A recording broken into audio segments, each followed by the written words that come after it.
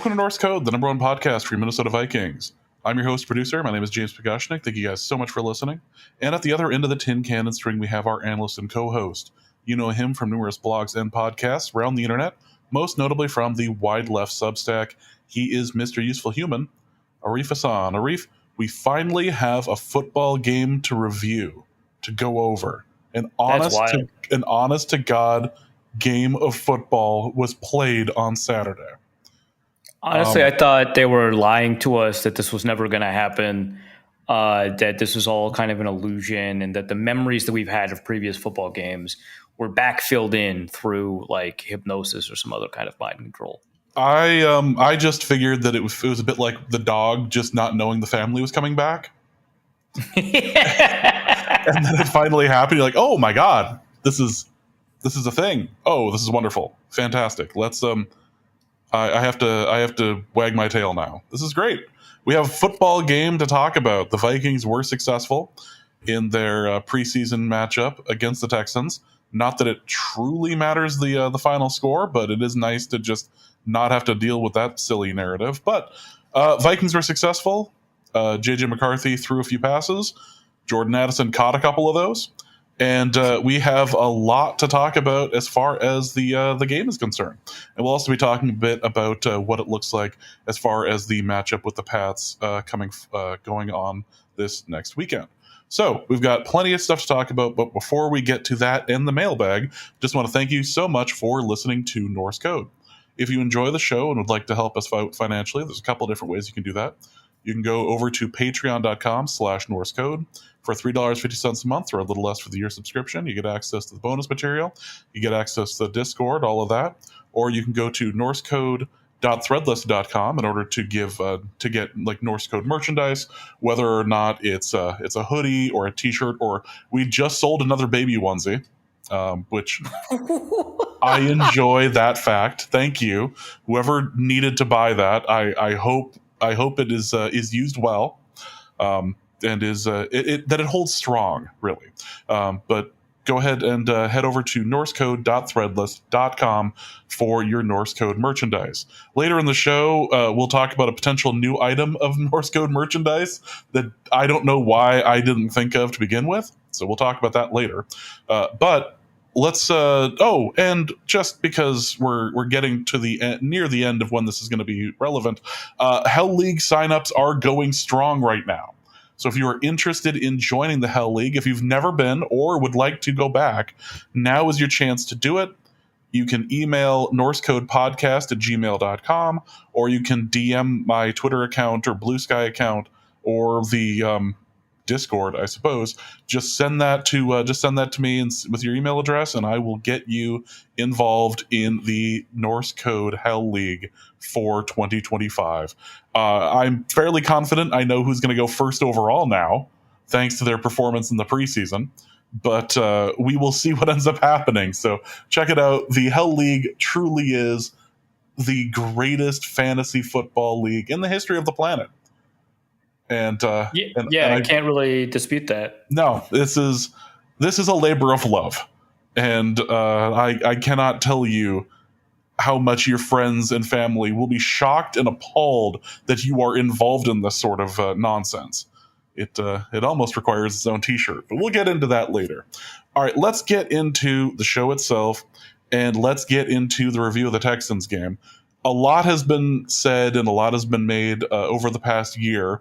364 days, according to the pre-show stuff, about the performance of JJ McCarthy last year and what would be expected for the game against the Texans now that he is healthy and ready to go. There were a couple of dropbacks. There were some, I wouldn't necessarily call them errant throws, but this is preseason stuff. You're working it out. But it looked like he and Jordan Addison were on the same page for the most part. Yeah, for sure. I think that he mostly played well. I don't want to oversell it. I don't think that he had the kind of day that Ben Wooldridge did. Which, if you don't know who he is, that's fine. It's like an undrafted free agent rookie that got to play against a bunch of third teamers. Obviously you have to adjust. The fact that JJ McCarthy is largely playing with the first team, absent people like Justin Jefferson, Christian Darrisaw, and some of these other quarterback performances that don't have that. But I did just want to emphasize, like, he had a pretty good day. He didn't have an outstanding day. I am encouraged by the day that he had. I think that there are, the things that people have been talking about in terms of his mechanical issues, especially with his footwork, those kind of remain, right? But they are, I think, minimized relative to the concerns coming out as a rookie or even just during the pre-draft process. And from poise, accuracy, all of these other elements, I think we can be encouraged, right? I think that the things that we're looking for, the things that we'd want to identify, less like, is he throwing touchdowns, and more, is he, making quick reads? Is he kind of navigating what he needs to do? Does he respond well to pressure, especially coming off of an injury? I think all of those are pretty positive, right? Like, obviously he starts out 3 for 3, then he goes 1 for 4 after that. And you have to kind of interrogate, like, what's the deal with that, right? Going over, and I did this super quickly, so I don't have like a detailed snap-by-snap breakdown of what McCarthy did, but going over kind of the all-22, which shout out to NFL Pro for having that available basically extremely quickly. Going over that, I didn't think that there were any throws where he had made a decision to throw it to the wrong receiver necessarily. Like, maybe, and I know you don't want to hear this, James, maybe the CJ Ham one, but like that, in that, yeah, that was fair. Yeah. But in that situation, those kinds of rollouts, you tend to go underneath. So, it's not like a huge issue anyway, right? I think that the throw that's the most impressive was the final throw to Addison, I want to say. Really outstanding. He was hit on the thigh mid-throw. It affected his motion. And I thought it was a really accurate ball. Now, I think a lot of people, you could take a look at that, be like, what do you mean that's an accurate ball? He had to dive to catch it. And the thing about that is he threw it where it was supposed to go.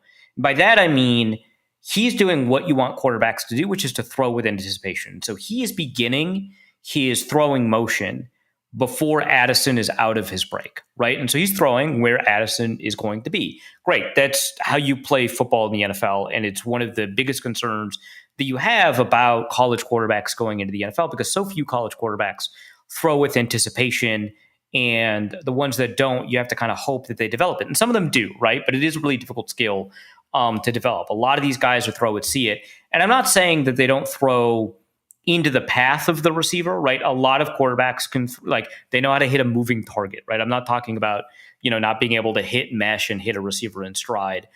That is a kind of anticipation. But more, I'm talking about the ability to identify when a player is about to get open and throwing it before that player gets open, so that by the time the ball arrives at the target, the player is open. A lot of times you see a lot of these, air raid quarterbacks who are throwing mesh.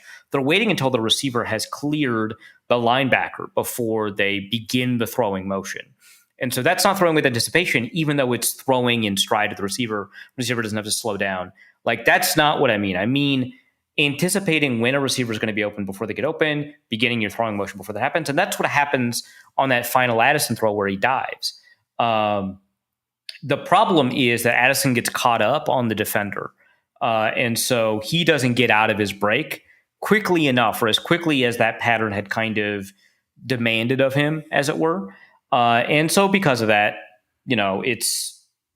it looks like an inaccurate throw, but it was actually a pretty accurate throw. That's where that ball should have been. And that's nice.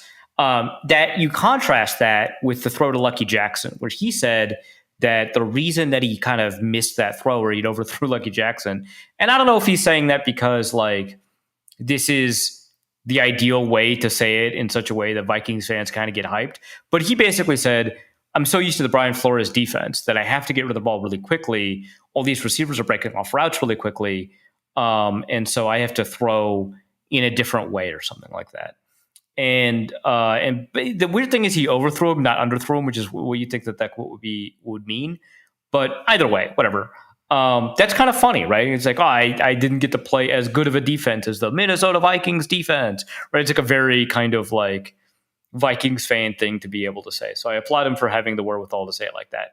But if that's true, right, that the timing with with Lucky Jackson was thrown off because it wasn't as good of a defense. If that's true, that's great news, right? There's some other elements where you saw things that you liked, the athleticism that he showed when the Vikings decided to go for it on fourth down, where he converts it after the rollout. Great, love seeing that. After that, I think that it kind of slows down, the hype on that, right? Which, again, that's when he goes 1 for 4. I think that, one of those, it hits Jordan Mason in the hands. I think it was his final throw. Hits Jordan Mason in the hands. That's essentially a contested throw. Okay, I just looked over the CJ Ham one again. I'll talk about that in a second. That's essentially a contested target. And he did throw it high, but it did hit him in the hands. And so I don't want to it's not accurate, but I don't want to knock him too much for being able to throw against pressure there. And that's an interesting situation because I think he maybe caused that pressure a little bit by rolling out. And not that he had a ton of room to step up, if I remember correctly, but by rolling out, the edge rusher was able to get free of the right tackle in that situation. And it just created more problems. And so, which I don't know what the correct solution is there. But I wouldn't say that the pressure that ultimately impacted the throw was the right tackle's fault. So that's just something to kind of keep in mind within the context of those kinds of things. Anyway, that CJ Ham throw, so that's a rollout. He has to make a decision relatively quickly. And in that situation, you've got a leaking fullback. You kind of want to throw it to him. And if you're a quarterback in that situation, and remember, he's got an unblocked defender coming for him, right? He's essentially got 3 throws available to him. He's got the CJ Ham one in the flat. He's got a mid-level throw. I think this one is Jalen Naylor. And Jalen Naylor is fully covered. You can't throw that. He's getting rid of the ball again quickly because he's got an edge rusher on him. But the thing is, he has got Jordan Addison insanely open. Now, Jordan Addison does have 2 defenders on him, where CJ Ham has 1. But Addison is running essentially just this streak. And he's got, I'm not going to say one-on-one because there's a center field safety. But if McCarthy, who has to throw on the run, he's throwing off of 1 foot essentially, has the arm that everybody's talking about, he does have the capability to make that throw. This is a small criticism now that I get to watch the play. It's not, I don't expect most quarterbacks in the NFL to do this. I think I expect most quarterbacks to dump it off to CJ Ham.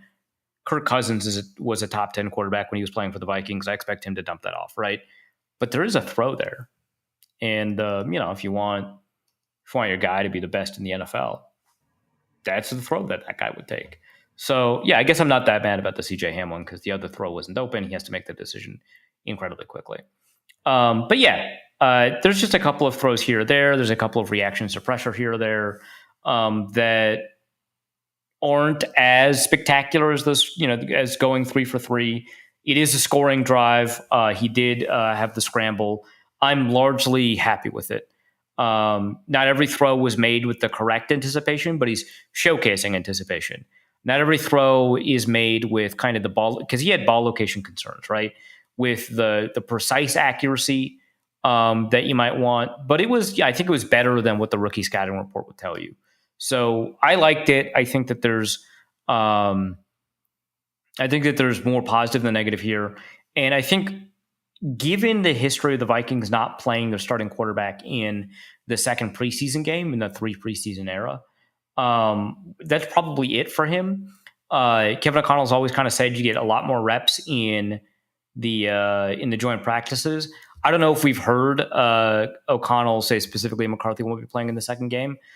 So if by the time you listen to this podcast, he's already said it, my bad. But I would anticipate that he doesn't because he doesn't like to put that many preseason reps out there for the starters. Over the past 3 preseasons, the Vikings have played 2%, 5%, and 2% of the available snaps given to starters. And it's usually not like a quarterback. It's usually like someone like a Donovan Jackson, or in previous years, like Ed Ingram. It's usually like a rookie who isn't a quarterback who probably just needs a little bit more playing time and is not guaranteed the starting role. So somebody who they're still trying to figure out who the starter is. ends up with those snaps. So I wouldn't anticipate it, especially because O'Connell is pretty compelled by the idea that the reps that you get in these joint practices are so numerous that you just don't need the preseason game itself. This was fun to watch as far as the offense was concerned. Things were clicking fairly well. My biggest concern as far as the run game is going, it feels like Ty Chandler is playing himself out of a job. I think so. I think that Chandler. The issue with him, and the issue that has been the case with him, and has been the case with Kene Nwangwu and some of the other backups, is that they're not reading the holes as quickly as you would need a running back to read them, and so it's really boom or bust. And you just see these big plays when they have the ability to, bring it to the outside and just kind of run and not have to worry about it. And I think we just saw more of that. And I think that's just who he is at this point.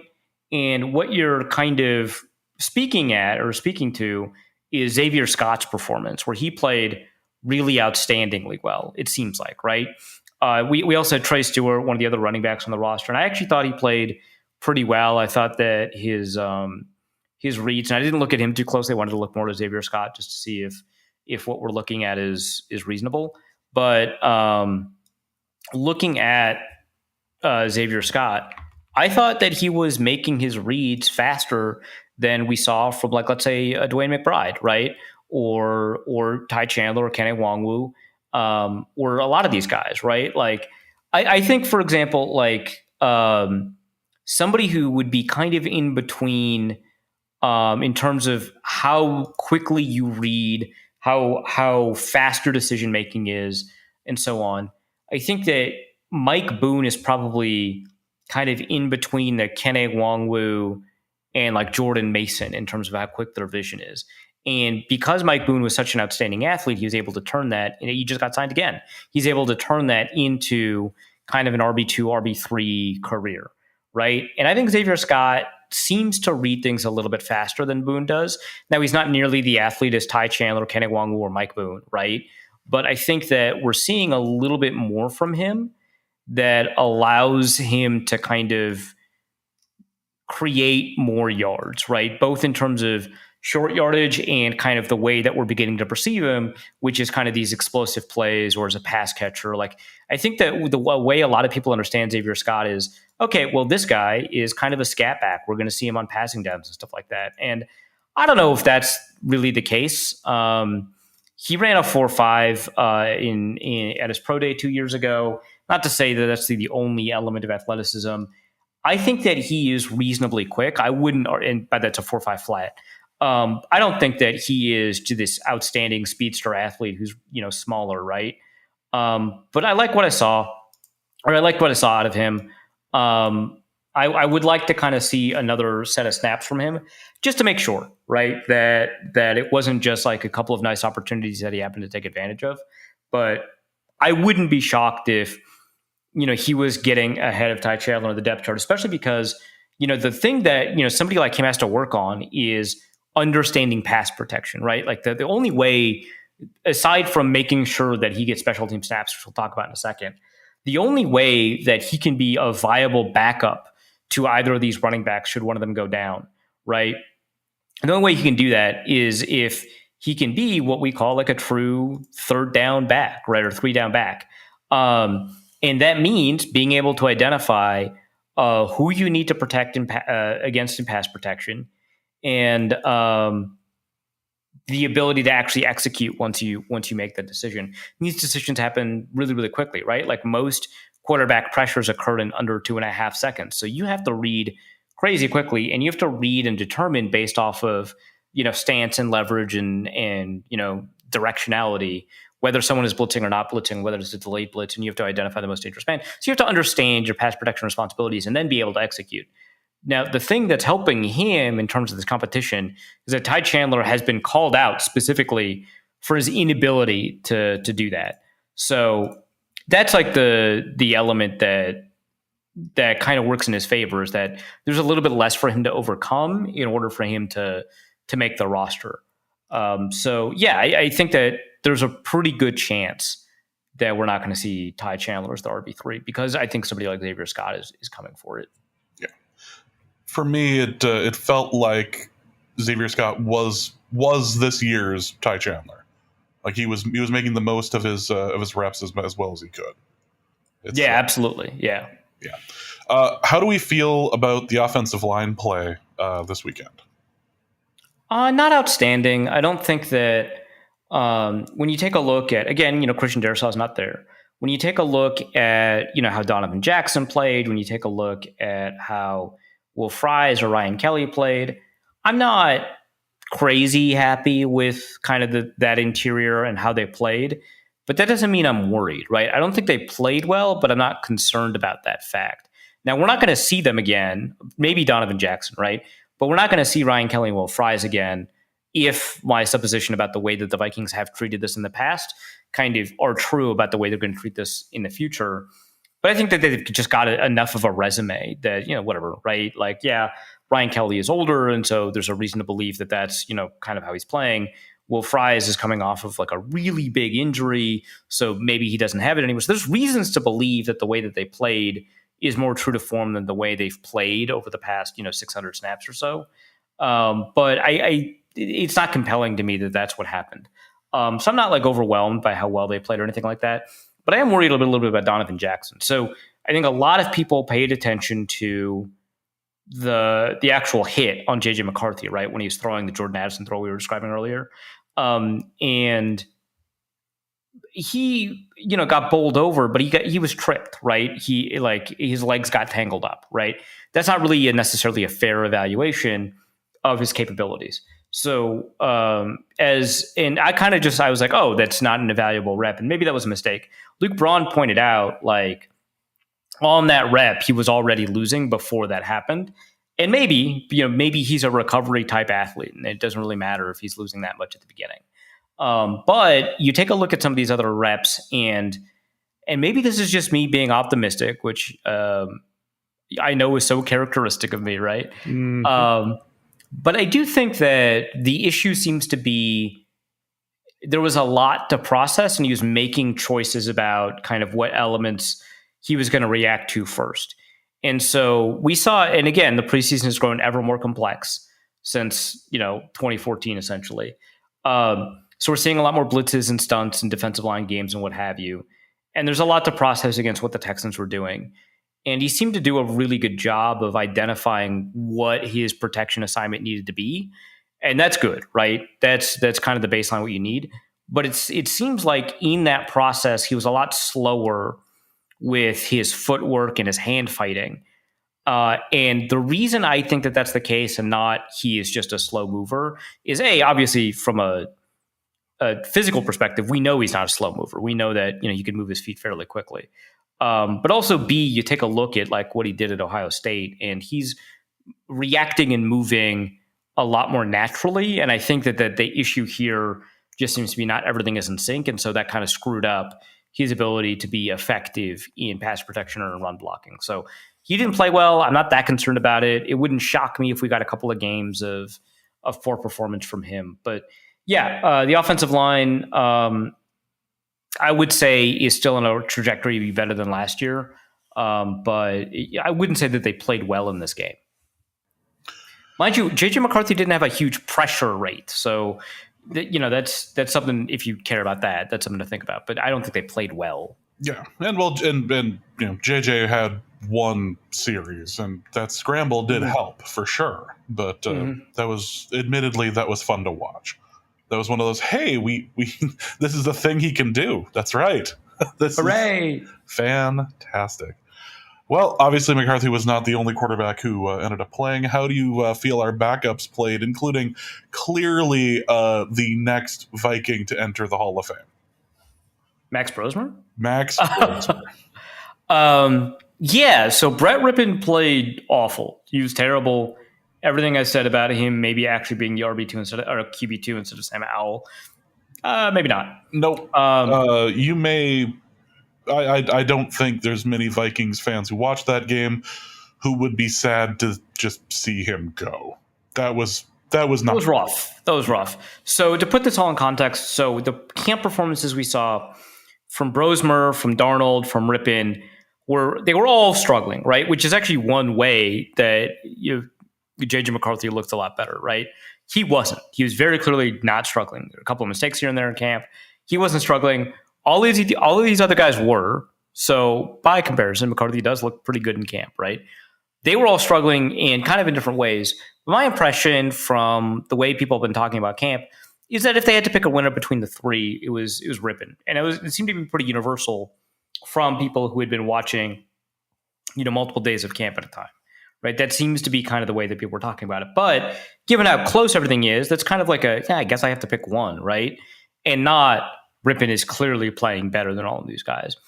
And I don't think that preseason games give us a ton in terms of, these quarterback 2, quarterback 3 battles. I don't think that they weight very heavily in these. And I know like other people disagree, but I just, in my experience, they don't. And the real question is, and there's a couple of people who have mentioned this now, right? Now that Sam Howell had a really, really good game, a couple of people have mentioned, well, Sam Howell's a gamer. And I've heard that like once or twice before he'd actually played in the preseason game for the Vikings. And I'm hearing it from like everybody. Like I hear it on podcasts. I've seen it in 3 or 4 articles that are covering the game. So someone at some point was just like, well, he's going to play well in the game. And that to me is not actually necessarily, I'm not going to say it's a negative, right? But I wouldn't say it's a positive in terms of the way that we evaluate his results, because the way that a lot of coaches will take a look at this preseason, and there's reason to believe that Kevin O'Connell might be different. The way that they look at a lot of this preseason is not, hey, did you lead these touchdown drives? Hey, were your throws accurate? Hey, did you kind of like make magic, right? Did you create something out of nothing? That's not really the way they're looking at it. They have like a process that they're kind of prescribing. And if you're not following that process, that is more concerning long-term about your ability to make it in the league than the fact that you threw a couple of touchdowns against second and third stringers. And we're going to talk about this guy in a second, but the quintessential example of this is Kyle Sloter, who is like the second or third best preseason performance of all time. Like the best is like Sage Rosenfels, of non-starters, I should say, by like passer rating or PFF grade, whatever, right? The production was outstanding. And the feedback you consistently heard, right, including actually, from Sage Rosenfels, that you consistently heard is that he was making the wrong decisions and they just kind of happened to work out. That is, and I did not look at, so there's a bunch of players that I took a look at right after the game. I looked at Xavier Scott, I looked at JJ McCarthy, I looked at Donovan Jackson, Dallas Turner, I looked at, Elijah Williams and some of these guys at the back end that had some pretty good games that are kind of fun to watch. I didn't really take a huge second look at Sam Howell. The only other quarterback I looked at, I didn't look at Brett Rippon again because why would I do that to myself? But I did look at like Max Brosmer, but I didn't look at Sam Howell. So I can't say for sure that's what happened. I would just say that that's kind of the context that we should think about it, which is not to say he didn't clearly put himself in the pole position for that QB2 spot, right? Like I think he's pretty clearly, there, given how close the camp battle was. But, if he's having trouble setting protections, which is maybe not something that we get to see in these reps, if he's having trouble throwing on time and with anticipation, which again, I didn't look for, right? Or if he's throwing to the wrong read, then it could be the case that somebody like a Rippon actually had a better performance by the metrics that coaches use. But absent kind of taking a deep dive into that and having a good idea of what those progressions are supposed to be. And like, here's a good example of this is again, that Sloter example. I was sitting next to Sage Rosenfels in the box, in the press box during some of these games. And Rosenfels, this is so awesome, by the way. Like, I really wish I could give this experience to other people because it's so instructive. But Rosenfels he couldn't help himself. He would just tell people or whoever was listening, he would just talk out loud, really. He wasn't talking to us. But he would just say what the read is, what the play is, what the defense is, what the read is, and who we should be throwing to well before any of the decisions were made on the field. So we're hearing Rosenfels being like, hey, you got to throw it to, I don't know who was on the team at the time. Charlie Johnson, right? Whatever, right?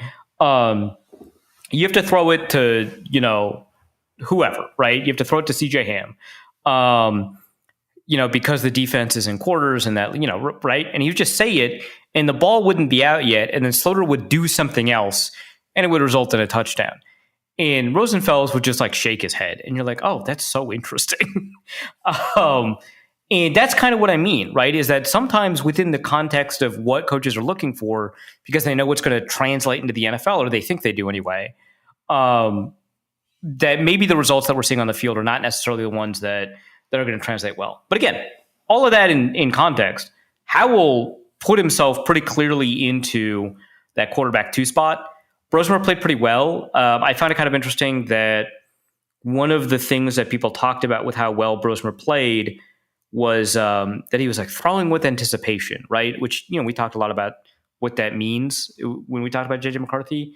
I actually didn't really see a lot of that. I think his best throw, which was like a seed, right, to Miles Price, it was fantastic. I loved it. That is a throw with anticipation. That's great. And again, throwing before, getting your motion ready before the guy gets open, throwing to where where that guy's going to be within that framework, and throwing it in a spot where only his receiver can get it. Outstanding throw, right? And that's if I'm putting together a highlight reel for that guy, that's the A1 highlight, like. And I don't know how people edit highlight reels. Like, I don't think you put your best highlight first, but where the music builds up and you want to put your best stuff, that's where that throw goes. But a lot of these other throws, he's waiting for the guy to get open. So I don't think he threw with anticipation. He showed some pretty good athleticism. He showed really good accuracy, more than I thought he had as a gopher, right? But pretty decent arm velocity. But I don't know how he's handling protections. I don't know how he's handling audibles and stuff like that at the line. He didn't have the world's best protection either. So the fact that he was dealing with that was nice.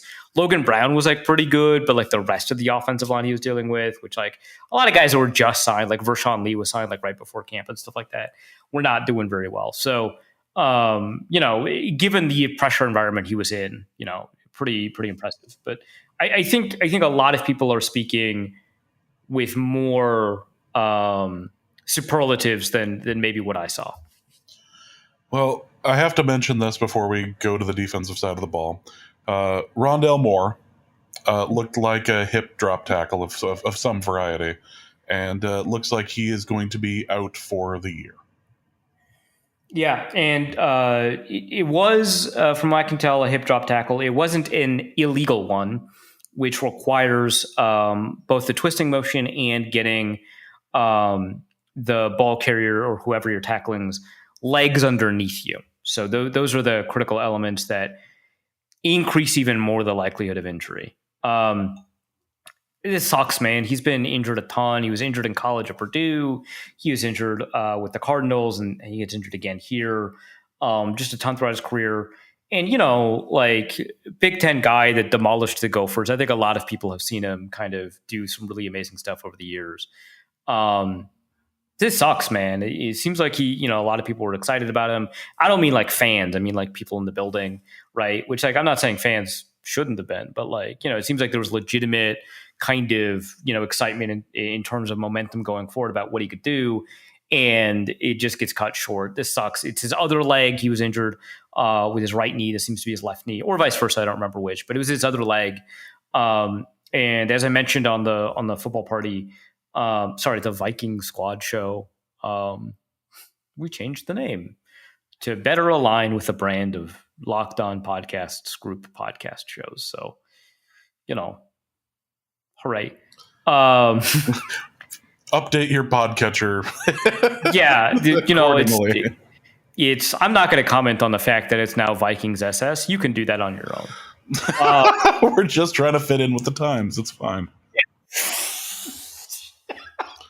See, it doesn't count if I make the comment. It only counts if you do. Right. Yeah, exactly.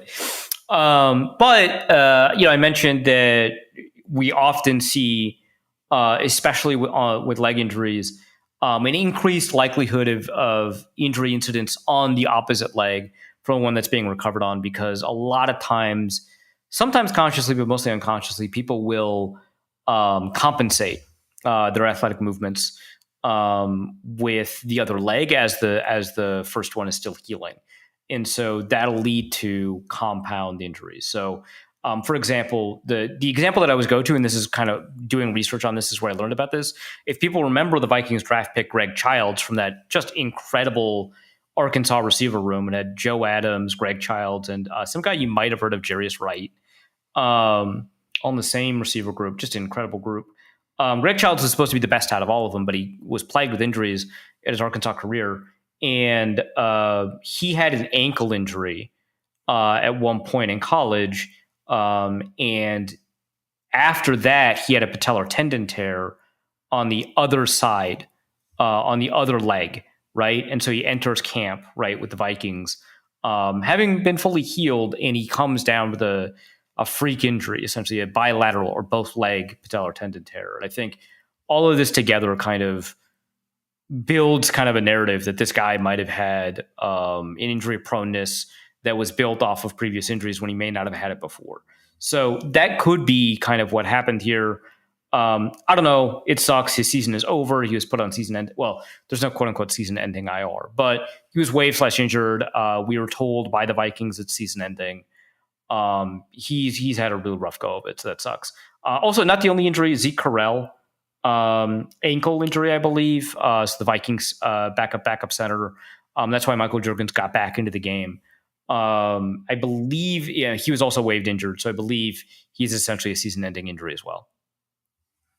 It's unfortunate, and especially because this was a potential thing that could have been useful for the Vikings, but it's too bad. And you're right. There is just, for whatever reason, that the other leg gets injured so often after this sort of thing. Yeah, it really sucks. It's frustrating as hell. Well, let's talk about the defensive side of the ball. The defense overall couldn't do much in the way of stopping completely the Texans until the very end of the game, when it was just pick after pick after pick. Yeah, real Audie Cole hours. Honestly, the first guy I was thinking about when the second pick happened. This is ridiculous. It was a lot of tip drills. So props to Hilassi. Excellent work, my guy.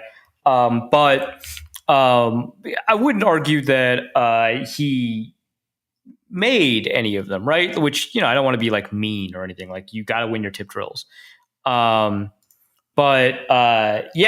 were. Okay, hold on. I just did the play sort for find me all interceptions with the Vikings defense on the field in the preseason, and this is pro.nfl.com, right? And they gave me 68 plays. I think they just cleared my filters. And they're like, the Vikings, here are all the plays, instead of here are all the interceptions. You're like, nope, this is the opposite of actually what I wanted. So if you could just fix this is just every play. Yeah. That would be super. So Wisconsin Badger legend Graham Mertz was I don't know. He was paying homage to the Midwest by giving the ball to as many Midwesterners as he could find, not realizing, of course, that the players that he's throwing to are also not from the Midwest. They just happen to play for the Vikings. So he managed to play worse for the Texans than he did for the Badgers. And he played so poorly for the Badgers, man. That really says something, because this was a terrible performance. This was abysmal, man. But yeah, so I shouldn't say they were both tip drills. So Hilassi got a tip from Tyler Batty for the final touchdown. It came off of a blitz, which, like, third team blitzing the third team. I love the preseason. There's no chance that a rookie backup quarterback is going to get that. But yeah, Tyler Batty tips it. Great. He comes down with it.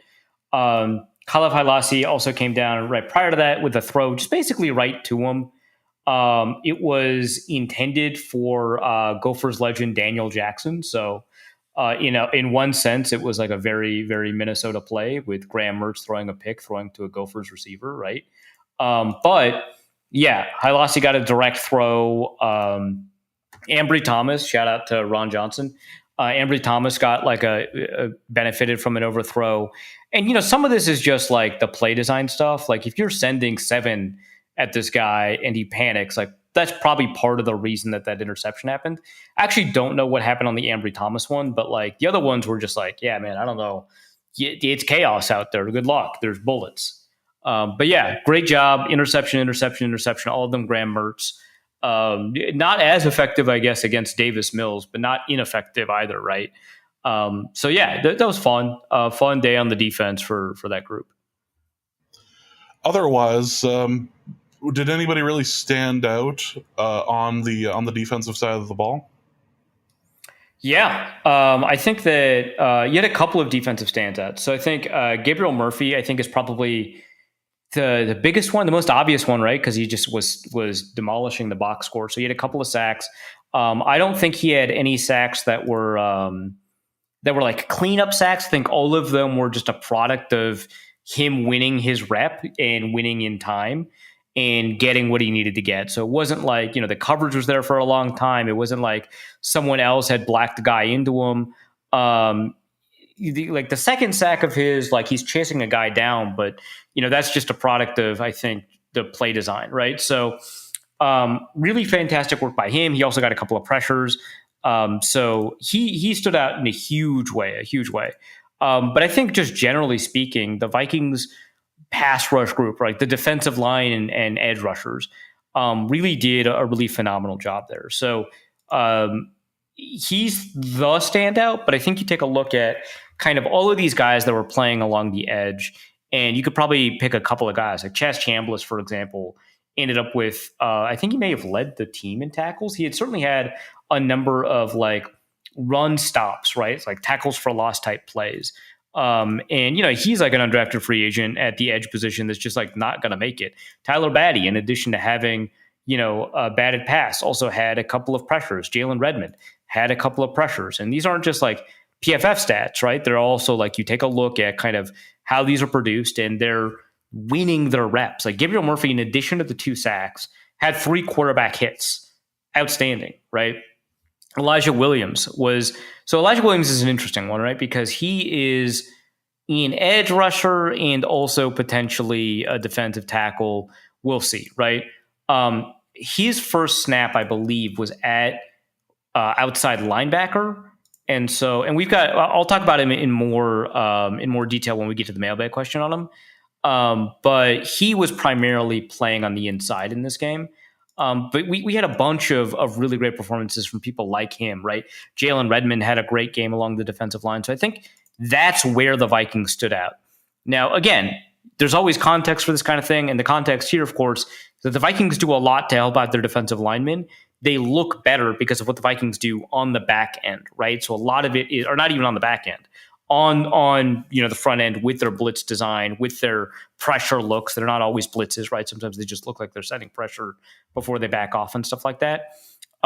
You had like pass rush snaps from, Mekhi Blackman. You had pass rush snaps from, cornerbacks like Zemiah Vaughn and Reddy Stewart. You had pass rush snaps from like backs at linebackers like Brian Asamoah, who, by the way, was just cut at the day we're recording this. Kobe King had pass rush snaps. Jay Ward had pass rush snaps. So you had a bunch of blitzes from these guys, and that helps people like Tyler Batty. It helps like Levi Drake Rodriguez. It helps Taki Taimani. It helps a lot of these guys kind of rack up these performances. So when you take a look at kind of how they did it, what they got done, I think Gabriel Murphy stands out as kind of the best performer on defense. I think Chaz Chambliss kind of deserves a little bit of credit for what he was able to do. I don't know that he got that much pressure, but I think that he played the position really, really well. Jalen Redmond stood out to me as a really good player for the Vikings there.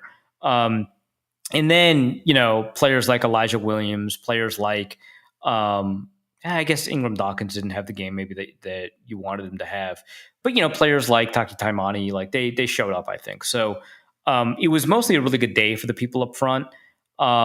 I do know that, Levi Drake Rodriguez got kind of moved around a little bit, which you don't want to see because, we're talking about the bottom of this defensive tackle roster is an area where there's going to be kind of a lot of competition. And even though LDR, I think, is probably not a shoe-in, but the favorite for that fifth spot, if there are five spots, it's you want to see a little bit more, right? But I think, when you've got someone like a Jalen Redmond playing as well as he is, it's going to be difficult to kind of justify finding additional spots for other people. So I think that's kind of what stands out. I think from a coverage standpoint, I don't know that anyone really super impressed me. Again, Khalif Hailasi, throws up the box score. But I don't know that anyone else was... Zemaia Vaughn, actually, now that I think about it, Zemaia Vaughn actually I thought played pretty well in coverage. We just didn't get that many snaps from people like Isaiah Rodgers. I don't think Byron Murphy played at all, right? So like Jeff Okudah, Mekhi Blackman, we didn't get a ton of snaps. They weren't necessarily encouraging. So when you take a look at the non-starters, people like Zemaia Vaughn, he's probably the guy on the back end that kind of stands out. I know that Tavierre Thomas has a good PFF grade. I wasn't able to look at him, so I can't really speak to that. But he was also playing safety, so sometimes you just don't get targeted in a game because you're a safety. Good for him. I would have liked to see a little bit more out of Theo Jackson. I thought that in run support he wasn't as effective as given the role that he's kind of expected to have. He wasn't as effective as he's supposed to be, and it kind of leads to these situations where these big runs are being kind of cracked off and you're trying to figure out who it is. And I think in a lot of these cases, it's somebody like a Theo Jackson that should be in a better spot. Same thing kind of with Jay Ward, who I think was at some point leading the team in tackles. So it kind of feels weird to be like, I don't know that he provided much run support. But even though he had tackles, I don't think that he provided much run support because he's kind of late to a lot of these tackles. He's not filling in, right, in his run fits quickly enough. He's not making decisions quickly enough to be effective. And then Eric Wilson got bodied in the run game, so which has been kind of his thing for a while. So I guess it's not a huge surprise. But that wasn't outstanding or anything like that. So I guess from a linebacker's perspective, nobody stood out to me as a huge positive. But to me, I was more worried about someone like a Theo Jackson. So mostly the stuff up front that was really impressive was these defensive interior edge rusher guys. Cornerback group didn't get a great read on it. I would say Zemaia Vaughn probably the best out of that group. And then, the safety group, really tough. But in terms of run support, I was disappointed by what the safeties were doing. It's also worth noting that Will Reichard did hit his kicks. Let's go. We're back, baby. We're back. Never miss again. Never missing again. Good for him. On the special teams units, right? One note, Ty Felton, if he wasn't a third round pick, if let's say he was a seventh round pick or an undrafted free agent, I think he would make the team just off of his special teams capability. That's how good I think he was. Now, the fact that he's a third round pick, he's a lock, right? I am still not convinced by his scrimmage capability, his ability to win when he's lined up on offense. But that special team stuff is really good. Is that worth a third round pick? Probably not. But it's just his first year, right? So we'll see if he gets on the field a lot. I don't know that we've got that yet. But the special team stuff was really, really good. So I want to give him that. Austin Keys, I know that PFF gave him a great defensive grade. I didn't see a ton of what that would mean. I wasn't looking for him. But, a couple of times I saw someone make a play, check the number, it was Austin Keys. Again, it wasn't evaluating with a ton of rigor or anything like that, but that's always good to see. So I just want to say that. And then on the Ty Chandler, Xavier Scott point, Braun said, and I never trust him, but I also did not pay attention to this element. So this is the only source of information we have, that on special teams, they are playing the same role. And so they're 1-for-1 replacing each other. And Xavier Scott did really well in the moments where he was called upon to do his job on special teams. And so there's not really going to be a lot of room for someone like a Ty Chandler. So that's another element to kind of keep in mind here, is that when we're taking a look at these bottom of the roster players, we have to figure out, well, what's your special teams role? Can you perform it? And it very much seems like somebody like Xavier Scott is in that spot, right? Ty Felton is in that spot. And given that we had a pair of penalties from Tim Jones, right? And then I think he also missed a tackle. And we had some mistakes from Deshaun Jones. And Deshaun Jones had a drop and then a couple of mistakes in special teams. There's a lot of opportunity for someone like a Ty Felton, who Tim Jones, Ty Felton, they're not going to be playing exactly the same roles or anything like that. But kind of given that there's only so much space in the receiver room, those are going to be kind of the trade-offs. And I did want to add, there was another player. Oh, Silas Bolden. I had some very unkind words for him pre-show when I was re-reviewing some of the stuff. But I think that he should. I hope he's finished his degree. That's all I'm saying. That's a glowing endorsement. Yeah, he's a special teams only player based off of his play on offense, and I don't know that he is that good at that. Well, anything else from the game that we should be thinking about? Probably. The stuff that I paid the most attention to or re-reviewed right before the show are the stuff that's in our show notes. So we'll get to them when we get to them. But yeah, I don't expect a ton of play from starters in the next preseason game. And then obviously none in the third preseason game. Okay, it looks like Bolden graduated from Oregon State with a degree and then did his grad assistant year at Texas. So, hey man, always good to get your degree. Yeah. Well, let's talk about that then, because we have the Pats game coming up, and so even in my notes for the show notes are just, so what does that mean for the Pats game necessarily? So we're not expecting even more starters to be playing this weekend. Yeah, we might see some people that end up being starters for the Vikings. So we might see Donovan Jackson, we might see Theo Jackson. We might see Jeff Okudah, right? We might see a couple of players that will end up being starters for the Vikings that are in position battles or, they just need more reps or something. But I think the guys that are definitely locks, certainly the veterans, right? We're not going to see Byron Murphy, Harrison Smith, obviously, but we're probably not going to see maybe even Dallas Turner, right? That could be at the spot that we're at. And I doubt we see JJ McCarthy. We do. It'll be maybe 4 snaps. I don't know. It'll be 1 drive, obviously. But yeah, I wouldn't expect much. But it will help clarify kind of where is Lucky Jackson on the depth chart? Because I think we're all pretty confident now that Lucky Jackson is making it as wide receiver 4, right? So wide receiver 1, Justin Jefferson, wide receiver 2, Jordan Addison, wide receiver 3, Jalen Naylor, wide receiver 4, Lucky Jackson. Not Ty Felton. Unfortunately, not Rondale Moore, right? But Lucky Jackson, which, cool. So we're probably going to see a lot of him, see if maybe we can get more of that. We'll see a little bit more of the Sam Howell, Brett Rippon, maybe Max Brosmer competition for quarterback 2. At least have the conversation about Brosmer. Do we want to include him in that competition kind of stuff? And hopefully we'll get to see a little bit more out of some of these receivers.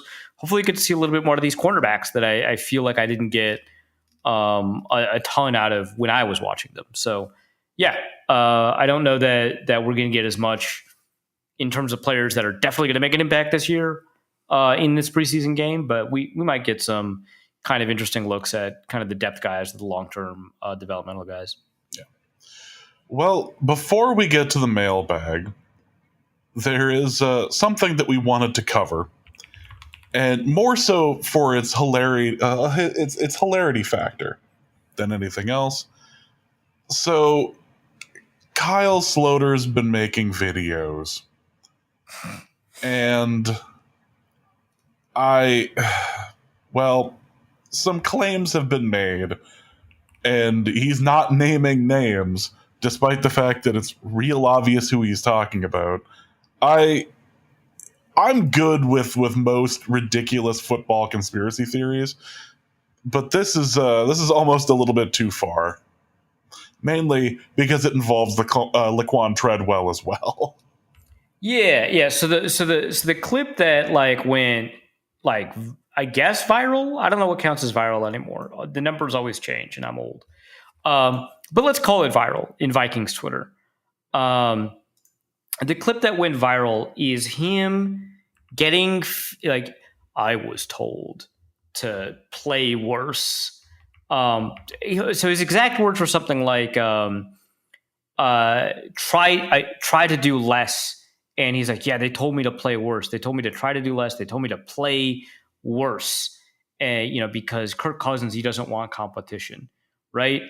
And so he's just saying, like, in the NFL, this keeps happening where they tell you, like, you have to have the mentality of a backup, and I just don't have that. I want to be the starter, and I want to be better than the starter. They pick a starter, I'm going to support him, but I just want to be. So I just don't have the attitude that they're looking for in a backup quarterback. And like, what are you talking about? What in the world are you talking about? He was on like 8 teams, some of them NFL teams, right? And there's no way, like, you could maybe make the argument that on this one team, right, you were not given the chance that you needed in order to succeed, right? Like this one team, there was a conspiracy for you to fail in order to prop up this guy that they're paying a lot of money to, right? Okay. Also, he was a backup for the Birmingham Stallions in the USFL. He was released by the Arlington Renegades, in USFL, and he was released by the Birmingham Renegades in the XFL, right? Like, these are situations where there is no guaranteed money to pay attention to. Like, this is going to break your brain a little bit. There is a Kyle Sloter jersey in the Hall of Fame. Did you know that? What game is it for? I'm trying to remember. It's for the USFL because he was named for the New Orleans Breakers 2022 All USFL team. Jesus. And then they lost to the Birmingham Stallions in the semifinal. So then from there he goes to the Jaguars, right, in 2022. Was released before camp, I want to say. No, right after camp. Then he goes to the Arlington Renegades, was named the starter, and then released, which is an outstanding situation. What a set of circumstances. Yeah. So he started in 4 games. So great. Then he signed with the Birmingham Stallions, was a backup, and then in the UFL dispersal draft, so when the USFL and the XFL combined, the UFL dispersal draft, he was not selected. So I don't know what this guy is talking about in terms like, okay, so for you to believe this, you have to believe that the Minnesota Vikings in 2 separate stints, right? So he is kind of a part of the 2017, 2018 teams, mostly on the practice squad, occasionally active, right? Also in 2021. So the Denver Broncos, Minnesota Vikings, Arizona Cardinals, Detroit Lions, Chicago Bears, Las Vegas Raiders, and Jacksonville Jaguars all had to have the same conspiracy to keep the better quarterback down. Either you believe that or that he wasn't good enough to make the NFL. Those are your 2 options. Right? You only get 2. Yeah. The guy who was a backup for the Birmingham Stallions and was released by the Arlington Renegades was also a starting quality NFL quarterback. Like, that's okay. So he does this video, right? And so I think what ended up happening here is obviously productively in the preseason, I mentioned he was an outstanding producer, right? He created touchdowns, he got out of bad situations. Maybe he created those bad situations, but he was a really fun player to watch in the preseason. I'm guessing what happened is he heard feedback, try to do less, right? And he took it the wrong way. I think whoever was telling him that was probably saying something like, hey, you're trying too hard on each play. It's making the offense fall apart. Follow the reads. Take what the defense gives you.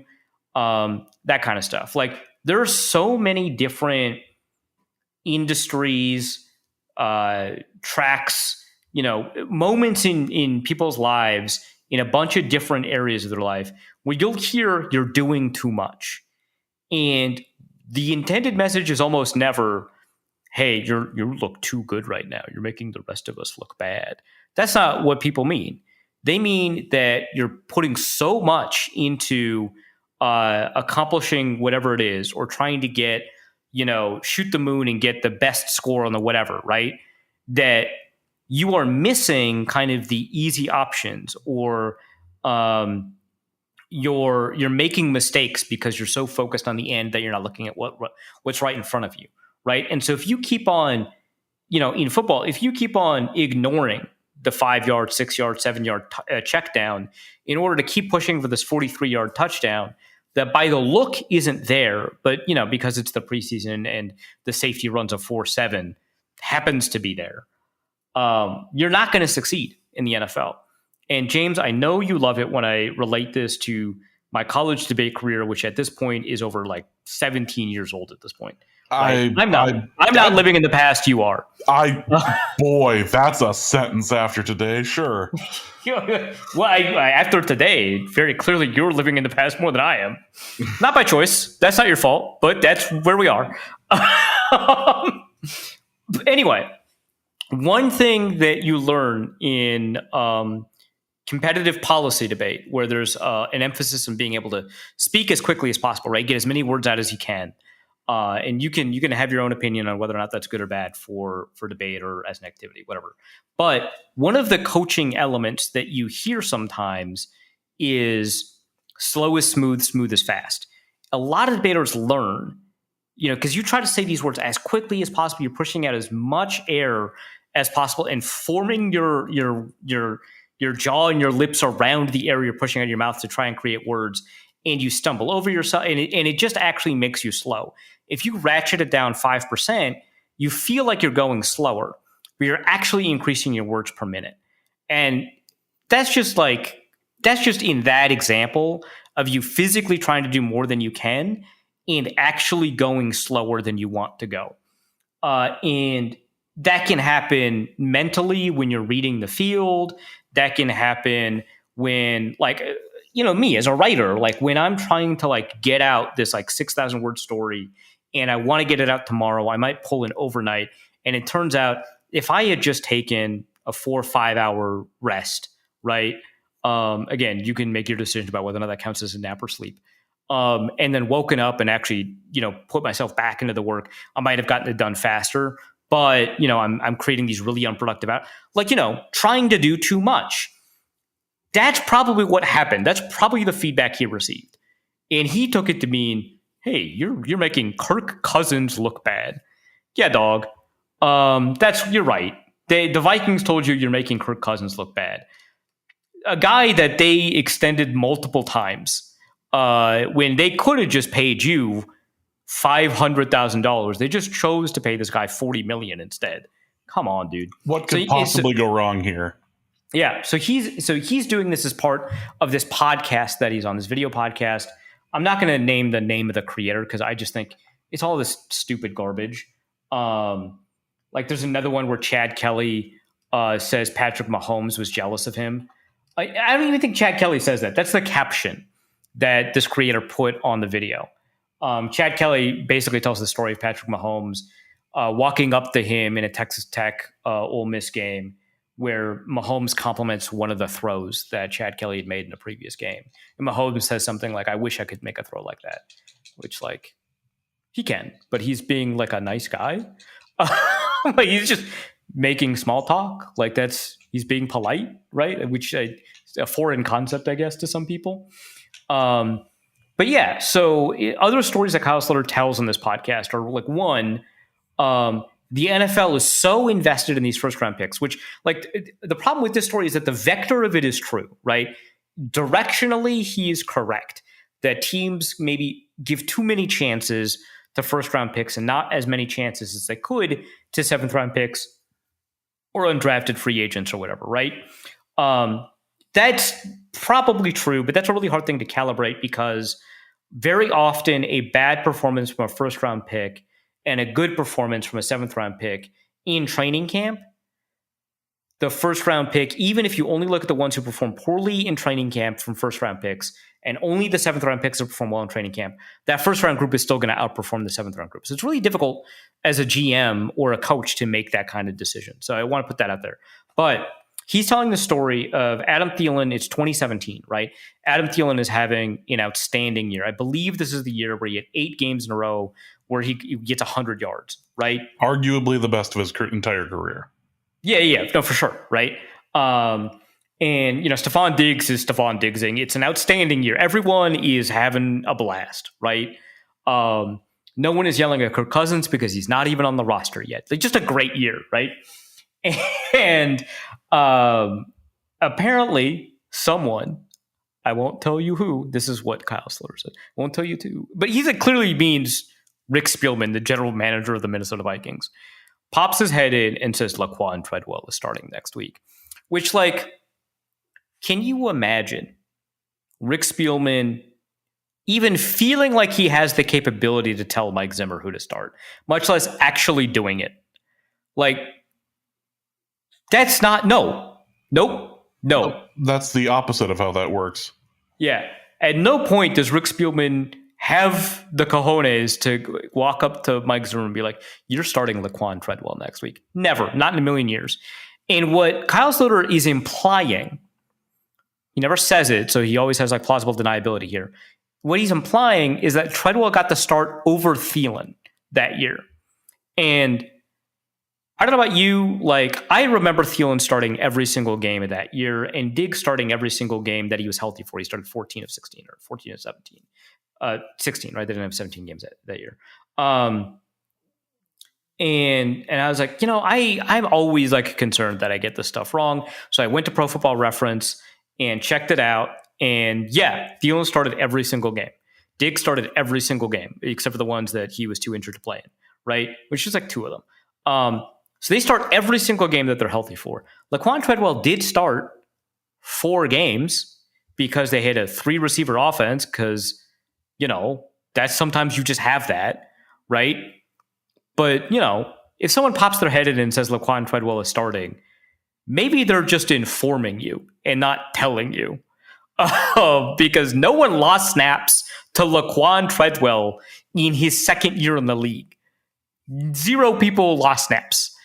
I don't know how you can come to a conclusion that Adam Thielen in the best year of his career was taken off the field at any point, other than to give him some rest. And certainly not to lose a start, right? So he's telling that story. He's telling the story that, and this one's even a hypothetical. How would he know? He says Brock Purdy would have been out of the league if it wasn't for the Trey Lance injury. And no, he wouldn't. That's not true. And you have no proof of that. You're just based on how I know they treat 7th round picks and undrafted free agents, like myself, how they treated me, Brock Purdy wouldn't have been in the league. And it's Tyson Bagent is the most annoying undrafted free agent quarterback outside of a Vikings uniform that maybe I could ever see. And that's not even his fault. It's his dad's fault, right? But he's kind of a lot to deal with. So is Tommy DeVito. And they are on their rosters because they're good at football. I mean, relative to, they're not a top 32 quarterback or anything like that. But, no. They're a top 70, right? And so they're on rosters. That's what happens. Sorry, Brock Purdy, it's 100% on a roster. What are you talking about? So, he's telling all kinds of stories on this stupid podcast that is the dark side of the NFL. And it's that's not there's a lot of dark sides to the NFL. The one where an undrafted free agent feels like he got screwed, that's not it. No. It's the time they tried to hide concussions or the time they tried to not pay out players for concussion settlements because they were black. That happened. It happened 3 years ago. It's called race norming. Look it up. Yeah.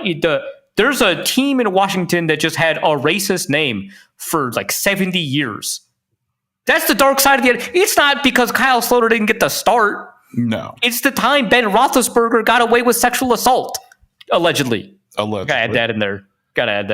I mean, the Ray Rice videotape, everything happening right now involving the NFL PA scandals.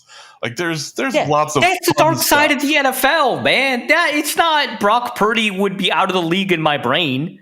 What are you talking about? There's so much. You don't have to dig hard. You're not going well now. Well, Yeah.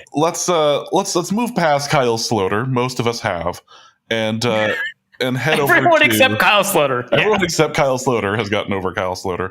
Let's go to the mailbag, and let's go to the Thomas family, who asks, "Hey, Arif, do you think that the Vikings were doing Brian Asamoah a solid by cutting him relatively early in camp?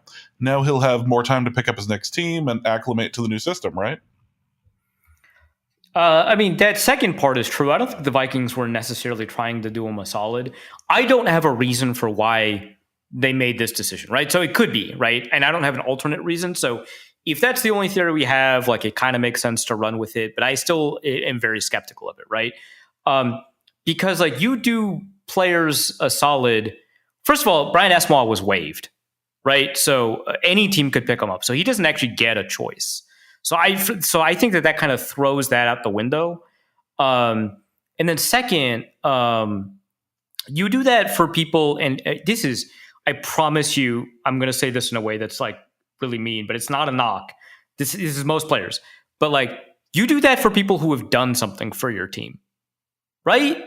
Like, you do that for like Jared Allen. You do that for like Kevin Williams. You do it for Antoine Winfield. You don't do it for Brian Asamoah. Like, he could be the greatest locker room guy on the planet. He could be an insane glue guy, right? He could be what everyone thought Cam Bynum was, which, I mean, that's what Cam Bynum is. But you know what I mean, right? Like, he could be the thing that holds everyone, and everyone loves him. But he didn't do anything on the field. You don't do solids. Right? You do it for Eric Kendricks. You do it for Anthony Barr. You don't do it for Brian Asamoah, right? Like, that doesn't make, especially because he's hitting waivers. He's not a free agent until like 4 p.m. tomorrow, 4 p.m. Eastern. I'm currently in the Eastern time zone. The poutine continues to be excellent. I wasn't going to say you were in Canada, but I was heavily going to imply it later. Yeah, when we bring up Canada, I've got some more poutine takes. Okay, so I don't think that's what they were doing. I don't think they were doing him a solid, cutting him relatively early in camp. This, to me, is a signal that they don't think he's ever going to make it, and that's it, right? I think there's a corresponding move coming soon.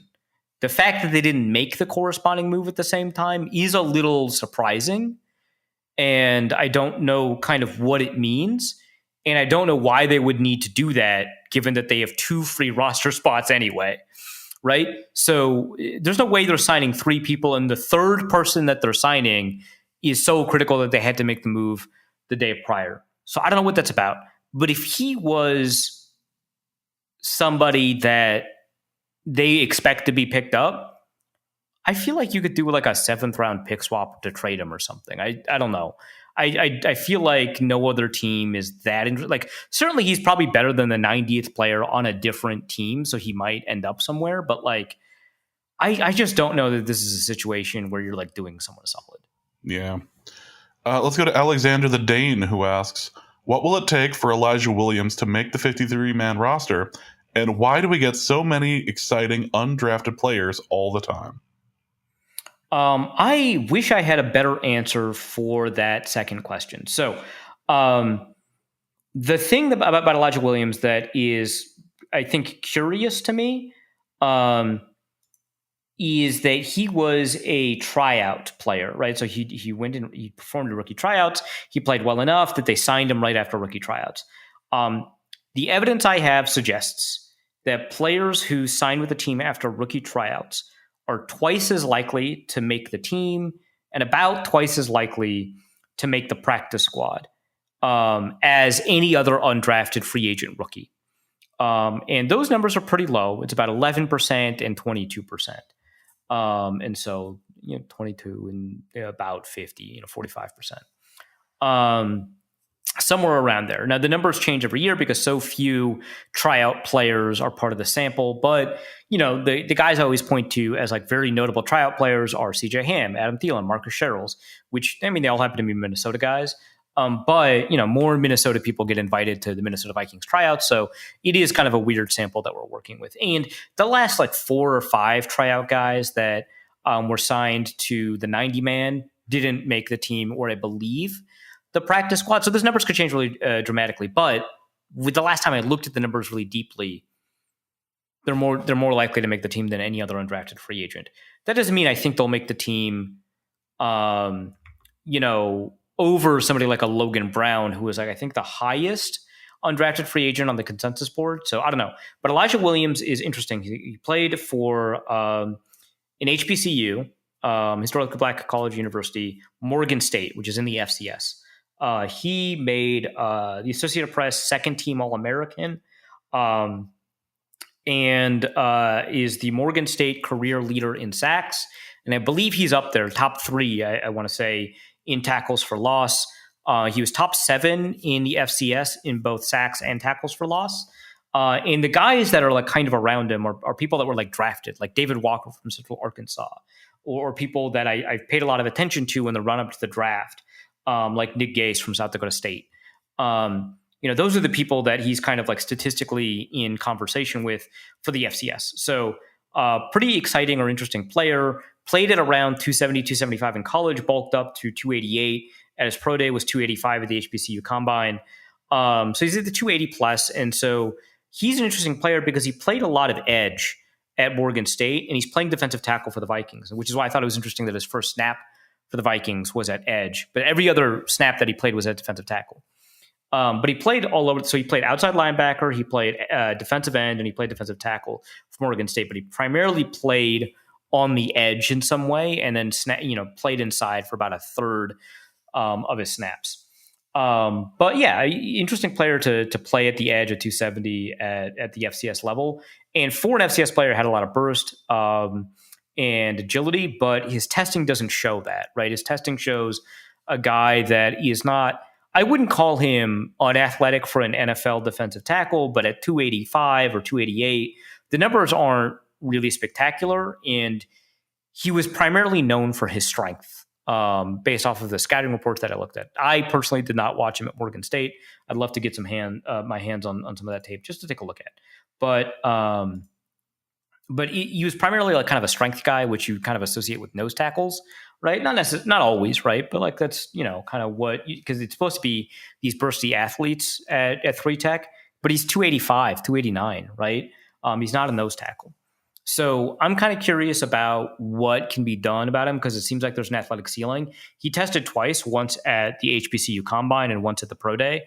And both of those tests were not spectacular for his overall athletic profile. But he's interesting because he's productive and he's a tryout player. And so I think that he's got a really great shot of making the practice squad given his performance in the preseason as one of the better defensive tackles out there, like up there with Jalen Redmond. In terms of his performance and ability to make an impact.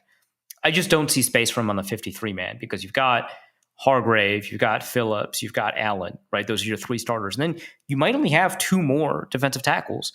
And I'm pretty confident, it's not always the case, but I'm pretty confident Tyrion Ingram-Dawkins is going to make the roster as a 5th-round rookie. And then after that, like, are you cutting Jalen Redmond for him? I doubt it. And now you're kind of out of spots, right? And we still haven't talked about Levi Drake Rodriguez. We still haven't talked about Taki Taimani. We're not at the point where Elijah Williams is part of that conversation, I think, yet.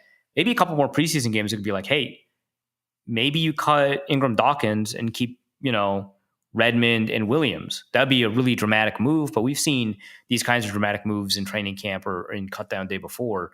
But we're not at that point. I think he's got a huge uphill battle to climb, especially because he's the kind of player that absolutely would clear waivers and hit the practice squad even with a good preseason. So I think that's how the Vikings will look at it, and he could be a game day elevation and all that. You got 16 practice squad spots. So I think that's probably what's going to happen. But I think it's really cool. As for why they get so many exciting undrafted players all the time, I don't know. I think they do pay attention to stuff like the consensus board. Not for the draft, but I think for undrafted free agency, I think they do. Ivan Pace was a top-level undrafted free agent. Dwight McLaughlin was. The Vikings have had the first, second, or third best undrafted free agent, or first or second best, actually, undrafted free agent class for the past 3 years by the consensus board. And it feels ridiculous to not assume that they have some version of that going.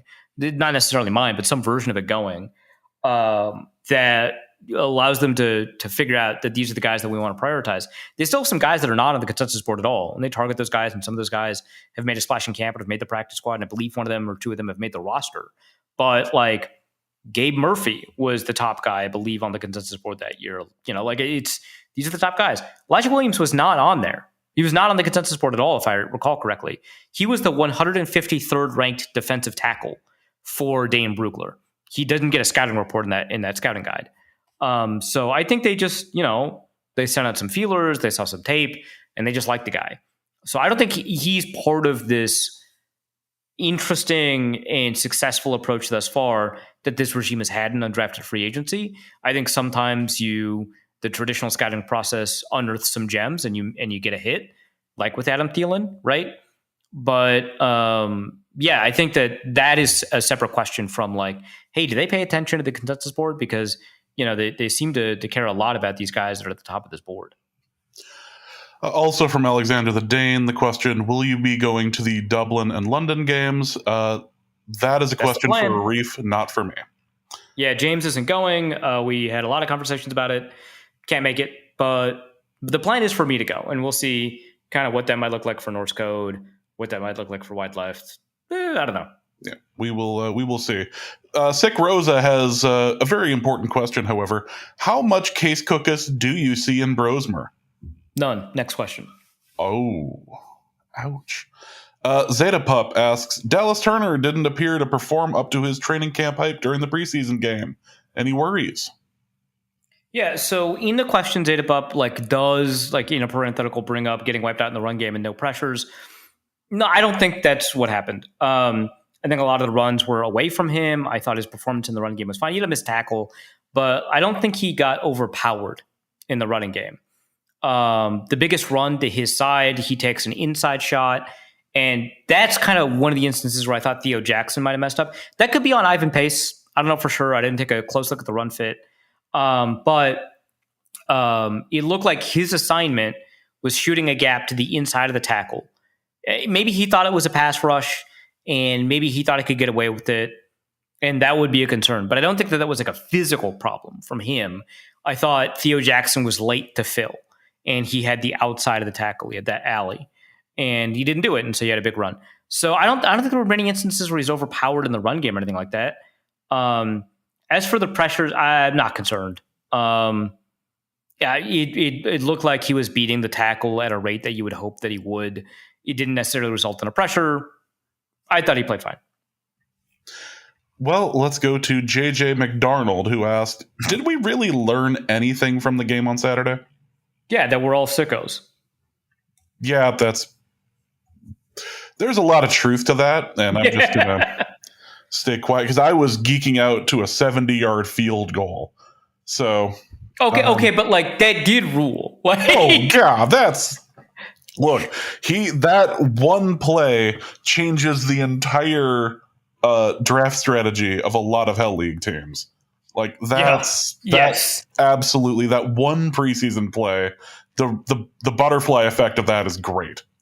Let's go to Tank B, who asks, for Reef's run game corner, word on the street is that the Vikings will rely more on the run, aside from the bar being fairly low for an increase. Does this signal an increased reliance on the true heart of the Minnesota Vikings, CJ Ham?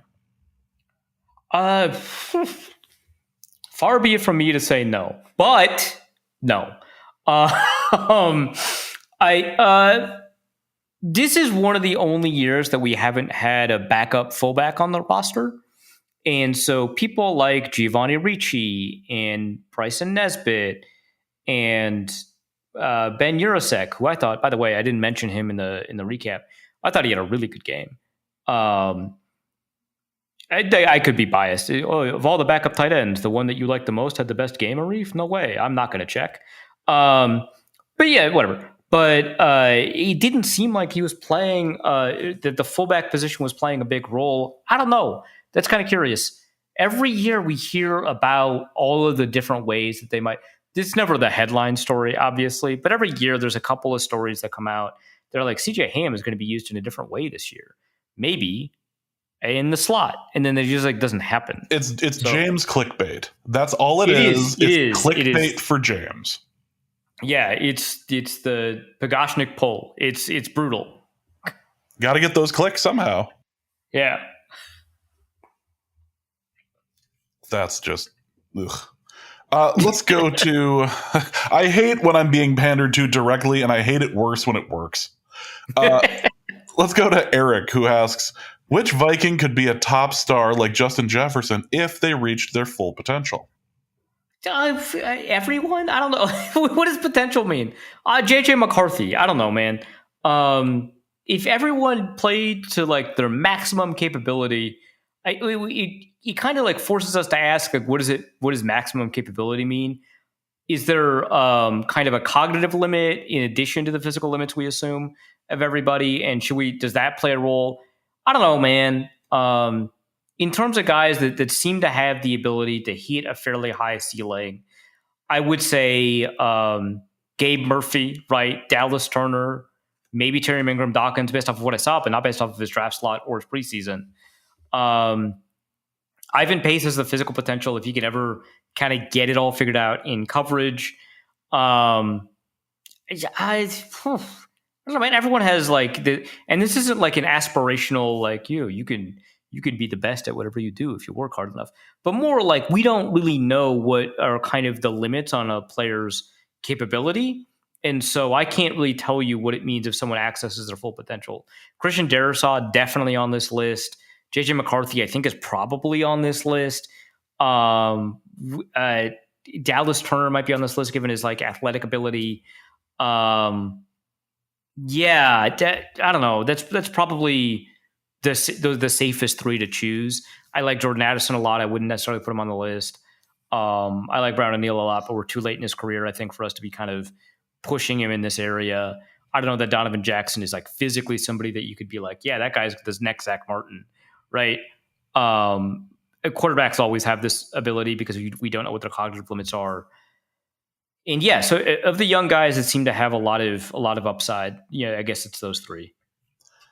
Next question is from Jogger, who asks, exactly which 2 seasons does Amir Abdullah think he should have Super Bowl rings with the Vikings?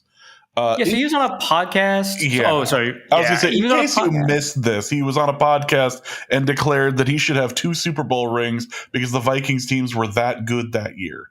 And he said that like in the character of like, or in the tone of like a fan who was like, man, I can't believe that we, screwed it all up and we lost. And, this was the year that the Vikings could have made the Super Bowl and we had such a great team. He's not saying it like I deserve 2 rings, but more like, man, our Vikings teams were so good. We were so good. We should have had 2 rings. But the thing is, he wasn't on the 2017 team, right? No. And that's like the one you'd pick. That's the Case Keenum one. That's the Case Keenum preseason star still out there. Yeah. So there's that. And the thing is, he wasn't on the week 1 roster for the 2018 Vikings, which means that he wasn't part of this whole offseason kind of hype cycle about, man, the Vikings have the best defense in the NFL, one of the best defenses in history, just this outstanding unit. And they've got these 2 really amazing young receivers, and they just need a quarterback because, Case Keenum had a horseshoe year, right? It's maybe the nicest way to put how Mike Zimmer described Case Keenum. But they need a real quarterback, and they went out and got him. They got Kirk Cousins, a real boy, and they're going to turn this increased offensive output into a Super Bowl, and that's what the 2018 like hype was maybe about. But he didn't join until like week 5 or something like that. And by that point, are you still there, man? Are you still like, yeah, this 2018 team is the one? I don't know. It's tough for me. No, it's not tough for me. No. Yeah, because they're 1-3 at this point in 2018. They're 1-3, and that's when he joins the team. So, like, is that it? Because that year they weren't like a good team, right? They were 9-7, maybe. I don't see how you would think, Amir Abdullah. I don't see how you would think that was the team taking you to the Super Bowl. So that leaves us with only 2 other teams in Abdullah's career. Okay, so the 2018 team was 8-7-1. Only 2 teams that could make it. the 2019 team, which was 10-6 and was pretty good, right? They were like a top 5 defense. They were a top 10-ish offense. They were pretty good, but they were like 10-6, right? And in the playoffs, they were forced to go into overtime against the Saints. And Kyle Rudolph pushed off and got a touchdown. F you. It counts. So they won.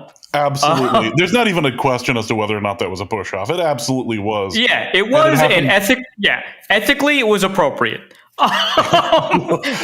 This is absolutely what should have happened against the Saints. And then it became just the thing that happened to the Saints, that every playoff loss they've had for the last, since they won their Super Bowl, every playoff loss has had a nickname. And I love that for them. Yeah, I'm glad that happened to you.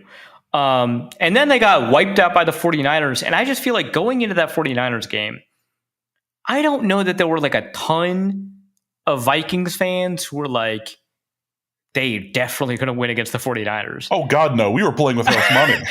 Everyone was like, wow. Money. Like, wow, that's crazy. I can't believe we're here. Wow, that's so cool. Right? Like, it was, and like at the end of the game, it did feel sad and depressing. And actually, I wrote, I think, probably one of my better post-game pieces ever. But like, it was a somber atmosphere because the season was over. But like, I don't know that okay, here's the thing. The press conference, like right after the game, Mike Zimmer was like, I don't know why everyone wants to fire me. Right? Like that, like you have to understand that was the attitude, right?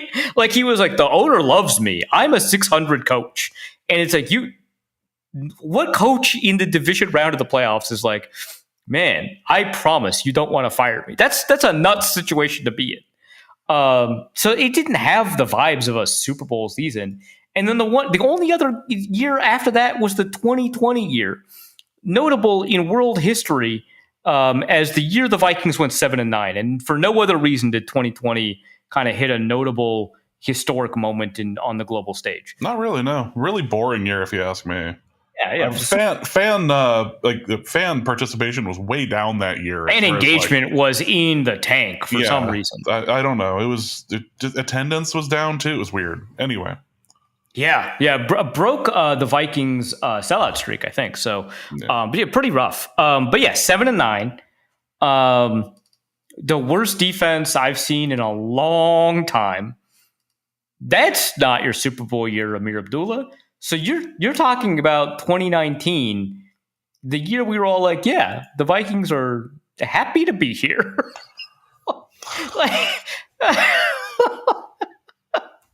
That's just what he believes. But anyway, the whole thing was ridiculous. But the thing is, he was speaking to a truth that like felt ephemerally true for fans until you went and looked at his career and you're like, wait, what are you talking about?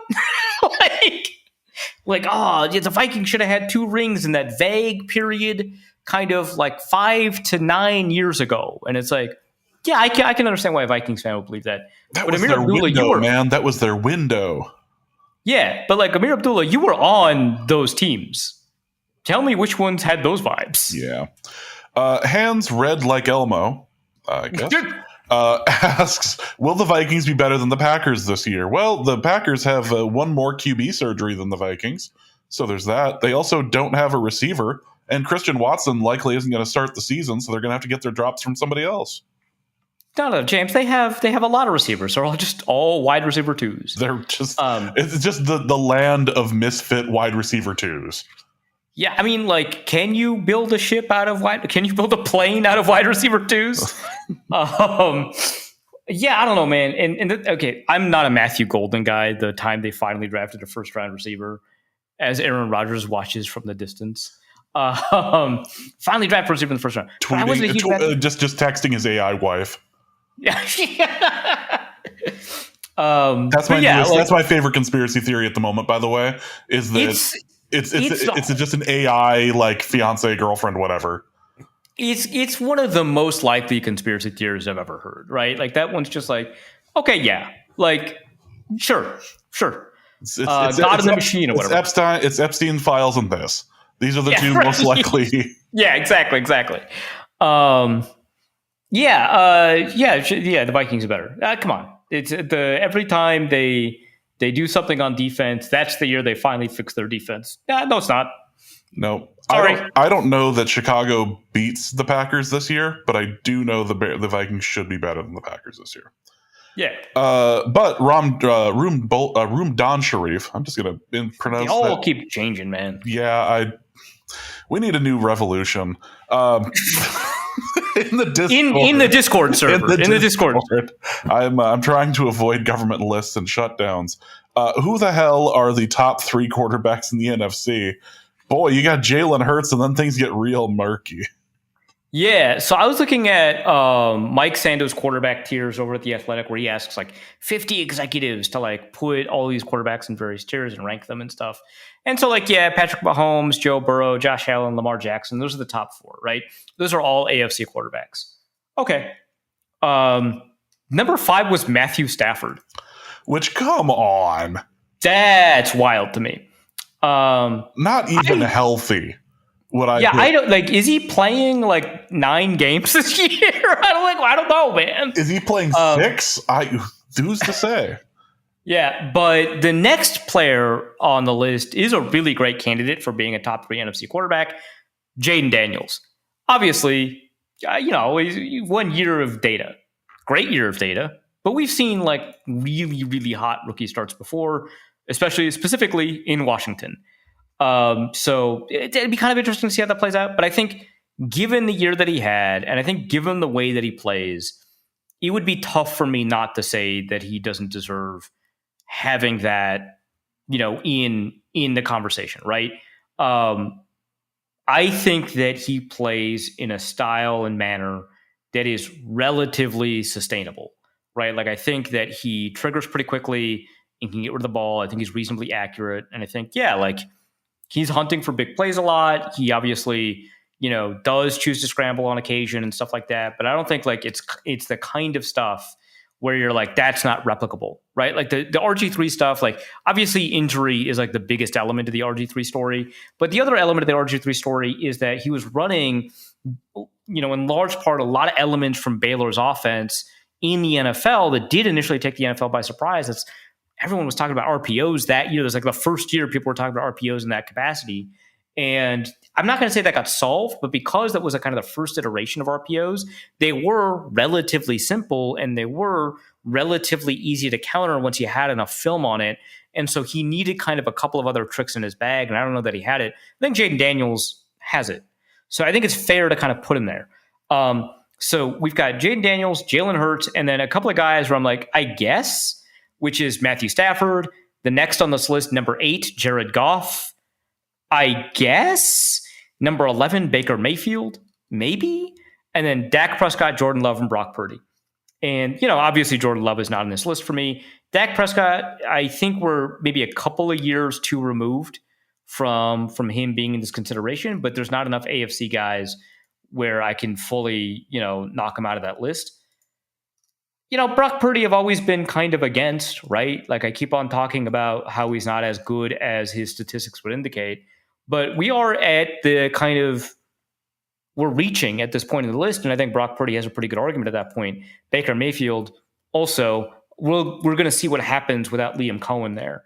If I was forced to pick 3, it'd be Jalen Hurts, Jaden Daniels, and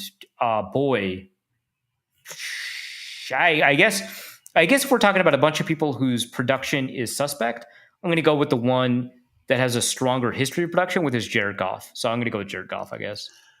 Darnold might be an interesting candidate if things work out in Seattle. I was looking at... Yeah, you get 2 years of that. You got to talk about it, right? Yeah. I will say that I was looking up who's healthy for receivers in San Francisco, and... hey, that is a war zone, right? All respect to Ricky Pearsall, who did literally get shot. But Ayuk's not going to be healthy until like week 7 or something like that. That's a place to be. That is not. No, that is the opposite of good. That is terrible. Ben asks, what one former Vikings player would make this current team unbeatable, assuming he was in his prime? Brett Favre. I mean, like. assuming that you had him healthy the whole time, yeah, probably Brett Favre in his. What are we considering his prime? Are we considering his prime 2009 specifically? I think if we consider 98? the best year of his career, Which was 2009, which is 2009, which is remarkable, really. Normally, you only see that sort of late career renaissance in the UFC when they just were allowing people to do like testosterone replacement therapy with like, no good reason. Unlike in the NFL, you would never do that. No, nothing unscrupulous at all. Yeah, we're just really digging on the product we're covering. I do enjoy that, but I mean, outside of like Randy Moss, what else could you like? Yeah, I was so pretty sure. I was like, I don't know, man. And I named a bunch of people. I was like, well, they got a question at guard, so Randall McDaniel. I don't want to go too far back in history because you don't know how players translate. But like Kevin Williams, because obviously Ellen Page historically a better defensive tackle than Kevin Williams or John Randall, but like athletically, I just don't know if Alan Page could keep up or any players from that era. So Kevin Williams, that could use some interior pass rush. Obviously somebody like a Jared Allen would help a lot, but the improvement in the level of play is smaller at edge rusher because they're basically good there. Thinking about safeties, and it's like, well, if you take away the off field, you could think about Darren Sharper. But that's a lot of off field. That's a lot of off field. That's a huge bite to eat, right? Like you can't really get that off your plate. Maybe a prime Harrison Smith, like the old Harrison Smith next to 2017 Harrison Smith. That's a lot. That's you're working. That's damage, cooking, right? That's absolute. Yeah. That's absolute damage. Xavier Rhodes would be fun, but I can't get past just Randy Moss. Like I don't care if it's J.J. McCarthy or Nick Mullins or Joshua Dobbs or Sam Howell. You got Justin Jefferson and Randy Moss out there. You're Gucci. There's nothing's going to happen to you. Just throw it up. Throw it up. Nothing but air raid stuff. Yeah. The only thing I could possibly consider would be what Antoine Winfield, just for fun on the corner. Oh God. Oh my God! How that would put him in the Hall of Fame. Just giving a couple of years in this defense, he deserves to be in the Hall of Fame. But I don't think he's ever going to get there. He deserves it. But that's the year that's how that happens. Yep. Just put him in the Brian Flores defense for like 3 years. God, that'd be fun, dude. Yep. Dang. But like most impactful position is quarterback. So I felt like I gotta go with Brett Favre. But I don't know. Let's go to Skimble Shanks the Railway Cat, who asks, what would a realistic offer from the Vikings for Micah Parsons look like? Dallas Turner and 2 firsts, maybe. Is that enough? I think he would try to demand more. Of course he would try to demand more, but you can't. But you got to offer him a contract, right? Like I don't know. Multiple first-round picks for non-quarterbacks is really tough. But you take a look at the Khalil Mack trade, which I believe was like 3 first-round picks. Let's see. Khalil Mack. I'll just Google it now. I probably should have Googled it before the show. Actually, I don't use Google anymore. I use a program called Kagi, who they didn't give me an affiliate code, or they're not sponsoring me, so I'm going to stop there. But there's alternatives to Google that are like decent now. What was the trade? Less AI stuff in it.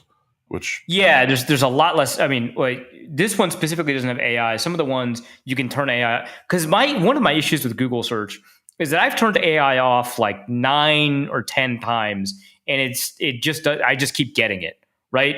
And so functionally you just can't turn AI off. Okay, so Raiders traded. They traded to the Raiders a 2020 second round pick. Okay, sorry, I did this backwards.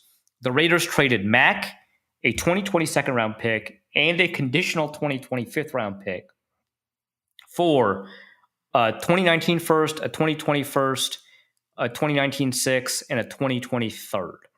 All right, so that was net 2 firsts and some change. So maybe Dallas Turner and 2 firsts is a little bit much.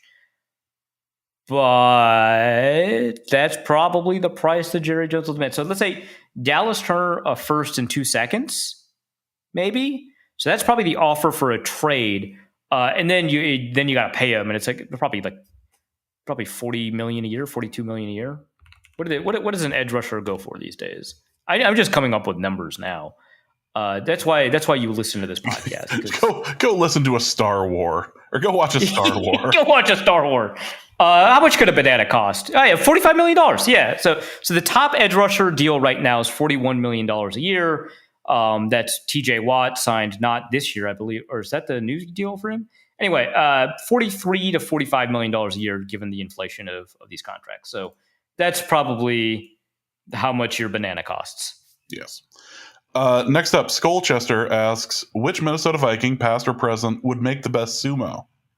So I was thinking about this, and I was going with like bigs, right? I was going with like Hank Williams, Linval, Joseph, Pat Williams, Hank Williams. What the Hardware Hank? Sorry, Hank Williams, the Sunday night guy.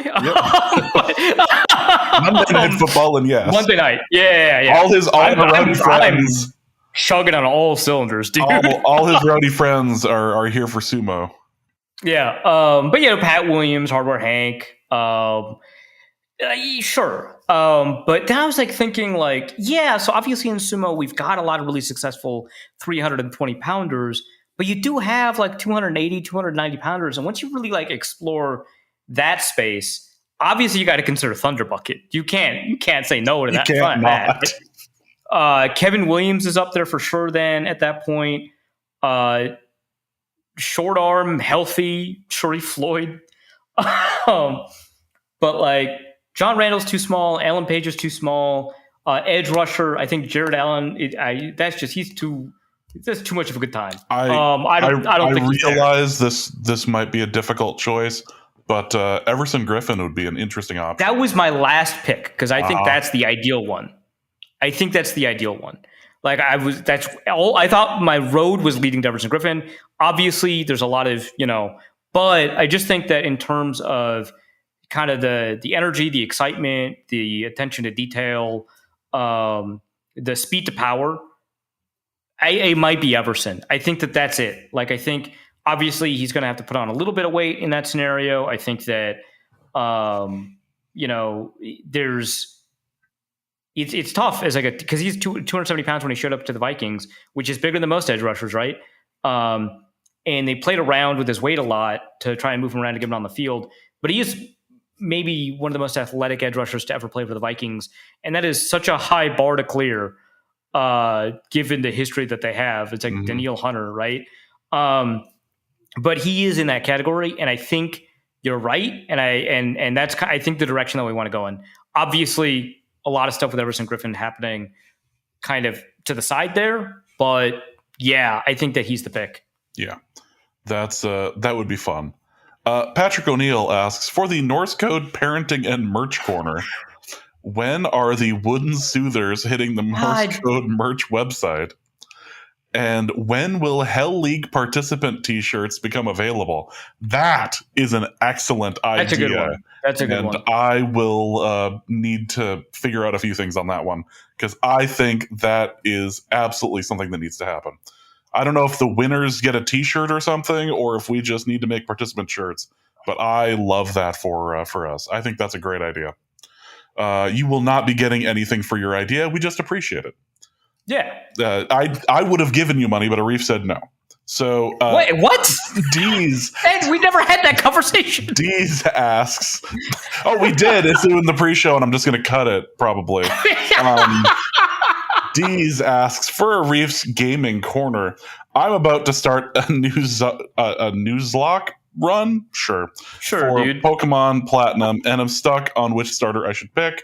How do you go about your selection process? Do you prefer mapping out your runs ahead of time or go with the flow? All right, so it might depend on whether or not you're doing a hardcore Nuzlocke, but honestly, I think for this question, it doesn't.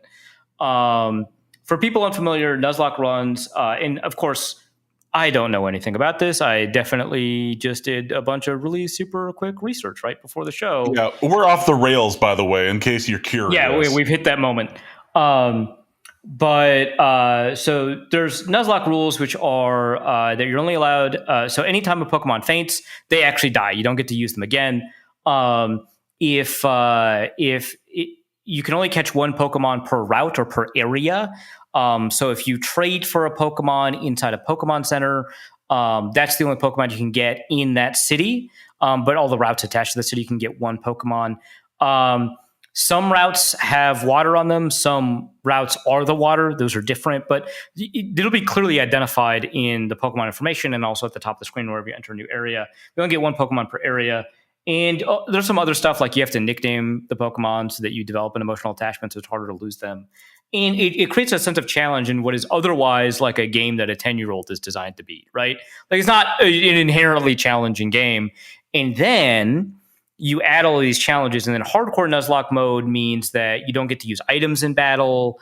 You can use held items, but you can't use like potions and stuff. And there's stuff like a dupes clause. Like if you duplicate like if you encounter a Pidgey in Route 1 and then a Pidgey in Route 2, that Route 2 encounter doesn't count. Also, I think for both hardcore and regular Nuzlocke, it's the first Pokemon you encounter in a route. That's your only encounter that you get to catch a Pokemon in. So it creates a lot of challenge because you could end up with like a bunch of normal type Pokemon because all the good Pokemon in a particular route are unavailable to you, and you don't get access to any of the legendaries because you encounter Pokemon before you talk to those legendaries and like you get Zapdos or something, right? So your starter actually matters a lot because you don't get to really pick what types you have available to you, and that can be kind of tough. Again, just a brief 5 seconds of research before the show. I don't know anything about this. I would say Chimchar is your choice here. And the reason for that is even though Turtwig helps you out here because you don't have access to items and he has synthesis eventually. Obviously a water type is always useful. Chimchar is useful because there aren't very many fire types in that game. And so to get fire type coverage, you want it. Plus he has like a pretty ideal stat spread. He's not very bulky, but he's got a lot of attack and special attack. Whereas some of the other Pokemon, like you got Tanky with Turtwig, some of the other Pokemon, the moves that they have available to them and the stats they have to use those moves don't exactly match. And you get access to a lot of grass types and a lot of water types. So I wouldn't waste a starter was the water type Piplup? James, you know what I'm talking about. I have always been too old for Pokemon. I have. That's true. At every moment in your life, that's true. Every existence, I came of age and laughed at Pokemon with the South Park episode and never looked back. I've just never been involved. My son enjoys Pokemon Chin Pokemon. Yes. Yeah. The Japan. Well, I was about to start referring to the conversation in the episode, but yes, that's firefighting is a great type combination. Offensively, covers a lot. But yeah, I mean, you obviously have to be better at positioning and switching in and out when you use Chimchar because he's defensively kind of weak. But that's just a skill you have to develop in Nuzlocke anyway. So I'd go with Chimchar, but I think you could do decently well with Turtwig, especially with synthesis as part of the set. But again, I don't know anything about this. This was about 5 seconds of research before the show. I've never heard of a News Luke. Yeah, that. Jack Rackham asks, if Arif were to arbitrarily declare martial law over a city, which city would it be, and what made-up justification would he use? What an interesting question that has no topicality to it. Side note, HVAC Repairman also asks, why is crime so much fun? Okay, you can't trap me, HVAC. I'm not answering that. You can't trick me like that. This is a recorded line. Prank caller. Prank caller. So Jack Rackham, the answer is Green Bay. And do I have to make up a justification? I'm right about that. Yeah, it's time for that to go. Yeah. Next question. Stove Job asks, if Norse Code had to record a live podcast at the Minnesota State Fair, where on the fairgrounds would you set yourself up in order to confuse as many onlookers as possible when the conversation shifts to sumo wrestling? For me, it's the alligator. It's the deep fried alligator section. That works for me. That makes sense, and it's pretty close to the K-Fan booth, the alligator stuff. So, I mean, relatively speaking, yep. That makes sense to me. I like that. The deep fried alligator is actually not that good, but that is right next to the corn, and I love to set up there. Yeah. So, Yeah, the deep fried alligator, that's a funny place to set up. Yep, I think that works. A second jet has hit Drew Bledsoe, asks, for Arif's crime and punishment corner, which we're just hitting a lot today, Great. While listening to Arif weave the tale of how cops stole his car, I was almost rear-ended by a young woman going 10 miles over the speed limit while looking at her phone. After evasive maneuvers cursing them, I noticed it was a Hyundai. Okay. How do I get the cops to steal her car or entice other criminals to steal her car? I thought it was crazy. Nice in my experience, you don't really have to do much. That's just gonna happen. So the good news is all of the incentives are already baked into the situation. But also, like, did you get you noticed the model of the car, but you didn't, or the make of the car, but you didn't get the license? Get the license plate and then call your insurance company and have them do the work for you. Like that. That's it. You're good. You don't got to do anymore. Yep, the cops might steal her car after that. It's called working smarter, not harder in America. Also from a second jet has hit Drew Bledsoe. For Arif's kendo corner, I've been recovering from a slightly exploded foot due to a push-up. While away from kendo, this has been described in the Discord, admittedly. I believe it, but it's like that sentence was constructed in a way to make it laugh. Fun sentence, yeah. While away from kendo, I've been trying to improve my ki. Issue is, I have no idea where it is socially acceptable to scream with an intent to strike with a weapon. Should I just find an annoying kid at a movie theater or go to a gym? So my experience with annoying kids at movie theaters is that you trip them, and so I don't know that you want to do that given the state of your foot. Would people have stood up and clapped, or rather just clapped? They didn't stand up for you; they just clapped. They were already standing, okay, like in line, right? Okay, again, I know that story sounds fake. Okay, I know that story sounds fake. Would they have clapped harder if you had said "ki" when you did it? No, I think I would have. People would have been like, "That's assault." The addition of going ki, that was a line too far. They were willing to applaud for tripping a kid, but not if you had again the reason it worked is because the kid produced his own problem by choosing to run it. I didn't stick it out at the last second, right? He chose to run into my foot, okay? And so a lot of people seemingly interpret that as, well, he deserved that. I'm not going to say I'm proud of that after the fact, okay? I shouldn't have done that. I'm pretty confident you said at the time you were pretty proud of it when you were telling the story of the first time. That's not true. That didn't happen. I'd have to check. I feel like this conversation happened the same time we were talking about money and the idea for, whatever. Anyway, but a lot of people seem pretty enthused that this kid on wheelies, was taught a lesson about not being on wheelies all the time in crowded public spaces. But if I yell and do it, that just looks like I want to hurt a kid as opposed to let the kid kind of come to his own conclusions about what makes sense for him to do. So anyway, that's not the question. The question was, when is it socially acceptable to yell in a way that could be interpreted as aggressive? The answer is always the gym. God, I hate when people do that in the gym. That is... No. Yeah, well, you can't do it at Planet Fitness. Nope. The lunk alarm or whatever. The lunk alarm will go off, yeah. Yeah. Francis Ford Copium asks, for Arif and James's Grand Forks Knowledge Corner, what is the better restaurant? Red Pepper, Rhombus Guys, or Parrots K? It's the Parrots K, and it's not even close. It's wrong. It's the Royal Fork. Well, that is not one that exists, and you can eat with your nostalgia all you want. It will not fill your belly, but the Parrots K will. How is Red Pepper even on this list? That's sure everybody in Grand Forks has probably had an experience with Red Pepper, but like that's not because it's like the best restaurant, right? No, like it's. I'm glad it exists. It serves its function extraordinarily well, and that function is not necessarily like good food. It is absolutely utility stuff. You need a cheap taco. You need a cheap grinder. You need something to soak up whatever you had at Joe Black's last night. This is the one. So, yeah. So, like, thank God for Red Pepper, but, like, it should not be on this list. No. And actually, as far as pizza in town goes, I prefer up north to Rhombus Guys. I think Rhombus Guys still uses the frozen dough as opposed to up north, but that's just what I've heard. But I taste a difference. That's the rumor. Yep. I've not verified it myself, but that's what I've heard. But I prefer up north. I think the pizzas are a little bit better. But Rhombus Guys isn't bad. But Parrots Gay is just way beyond. Football's misandrous niche is trying to get Arif to do its homework. For football's misandrous niches, do my college undergrad work for me? Corner.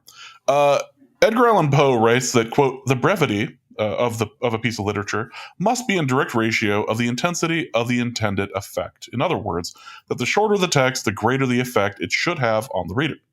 Making close reference to any one or two of the short stories covered in the lectures demonstrate what effect or impact the stories or stories, for example, frightening, melancholy, moralistic, uplifting, etc., and what literary techniques are used to achieve this effect. Okay, so it didn't even give us like what the readings. There's no reading list. Are. No, absolutely so not. I just have to like guess, and I'm not going to do that. I would say if there is a Ray Bradbury, pick that one because it feels like his prose is probably pretty effective and straightforward in a way that's like kind of Ernest Hemingway-ish, but not like annoying and like the worst people you know don't love him. I'm not saying Ernest Hemingway is bad. I'm just saying Ernest Hemingway fans like. But those that are really into it, yes. Yeah, exactly. Right? It's like Fight Club is a genuinely great movie, but I'm suspicious of anyone who's like, that's my favorite movie. It's like that, right? But like, yeah, I feel like Ray Bradbury does a really good job of effectively conveying what he wants in short stories. And if that's not on your list, that's too bad about doing your homework for you. I mean, if I remember correctly, this particular member of the Discord is from Ireland, so we could just do the whole Jonathan Swift thing here and call it good. Yeah. Let's. That's perfect. That's a modest proposal if I've ever heard of one. Oh my god. I don't care. I don't care. I mean, it sounds like you care. I do not print in the paper that I care. Ingram's Houston prison asks, for Arif's child rearing corner, for the last month or so, my daughter, 11 months old, has been waking up nearly every time she is placed in her crib. In a desperate attempt to sleep, my wife has taken to co-sleeping. I've sent James a private message with an hour of my daughter crying it out to play before the pod. Could you please analyze and guide me with the proper path to full independent nights of sleep? So I haven't received this, so only James has received it. So I assume he listened to the full hour of crying. And I mean, that sounds like it goes from my child rearing corner to yours at that point, because you have all of the relevant information. You heard one kid crying. You've heard you've heard them all. No one needs to send me DMs of their children crying. I'm good. No one needs this. As for your question, can you please analyze and guide me with proper path to a full independence night of sleep? It goes into the next question, which is for James's relationship corner. How do I get my wife to listen to a Reef's sage advice response instead of folding like a card table after 5 minutes of the baby crying?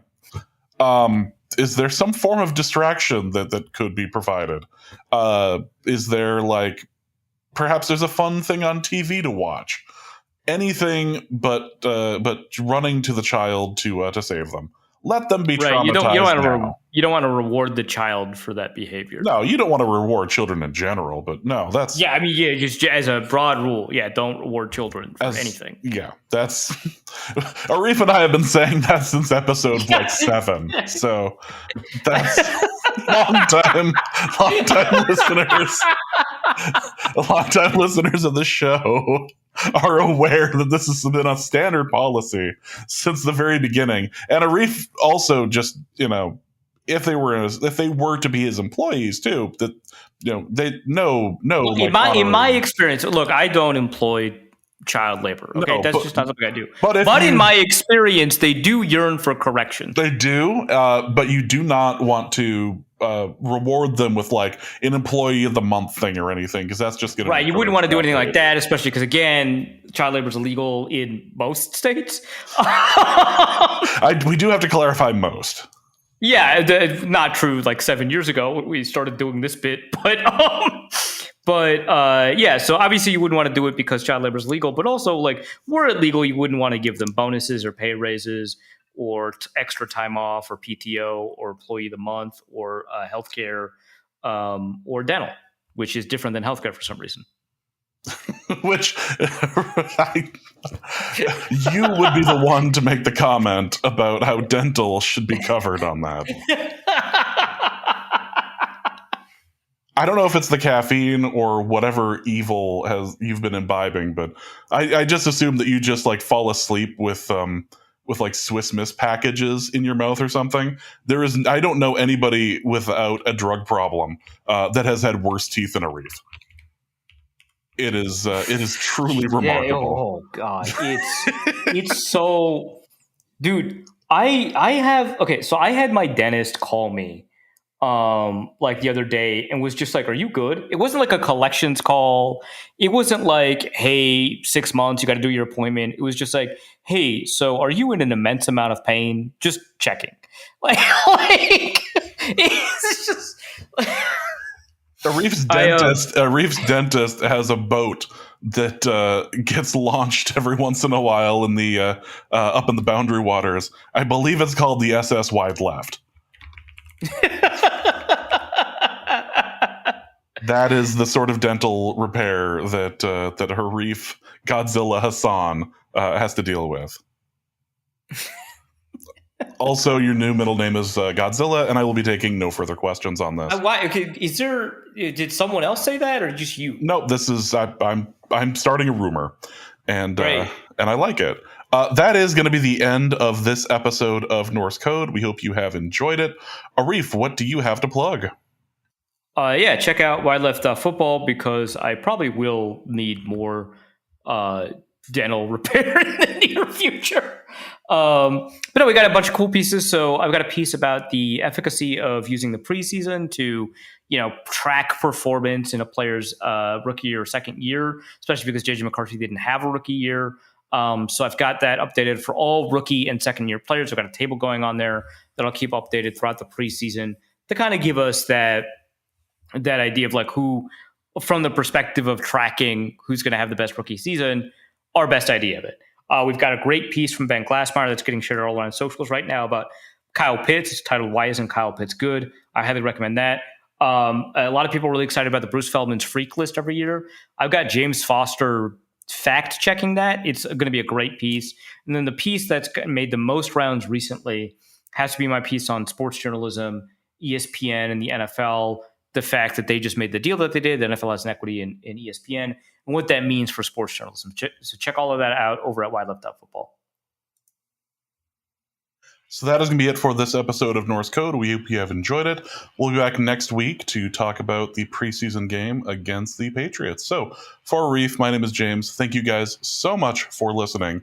And please remember that the horrors persist. And so do we. Norse Code is the largest and only division of Norse Code LLC. You can find Norse Code on the Daily Norseman, SB Nation's Vikings blog at dailynorseman.com. You can also find it on iTunes, Apple Podcasts, Stitcher, Spotify, Google Play, and wherever fine podcasts are aggregated. Our Vikings blogger extraordinaire and generally useful human is Arif Hassan of... and he can be found on Twitter at Arif Hassan NFL. I'm your producer and host, and my name is James Pagashnik. You can find me at the show's official Twitter feed at NorseCodeDN or at my personal account at Big Mono. If you'd like to donate a few bucks to the show, you can do so in a couple of different ways. You can go to patreon.com/NorseCode and donate there. For $3.50 a month, you get bonus material and more.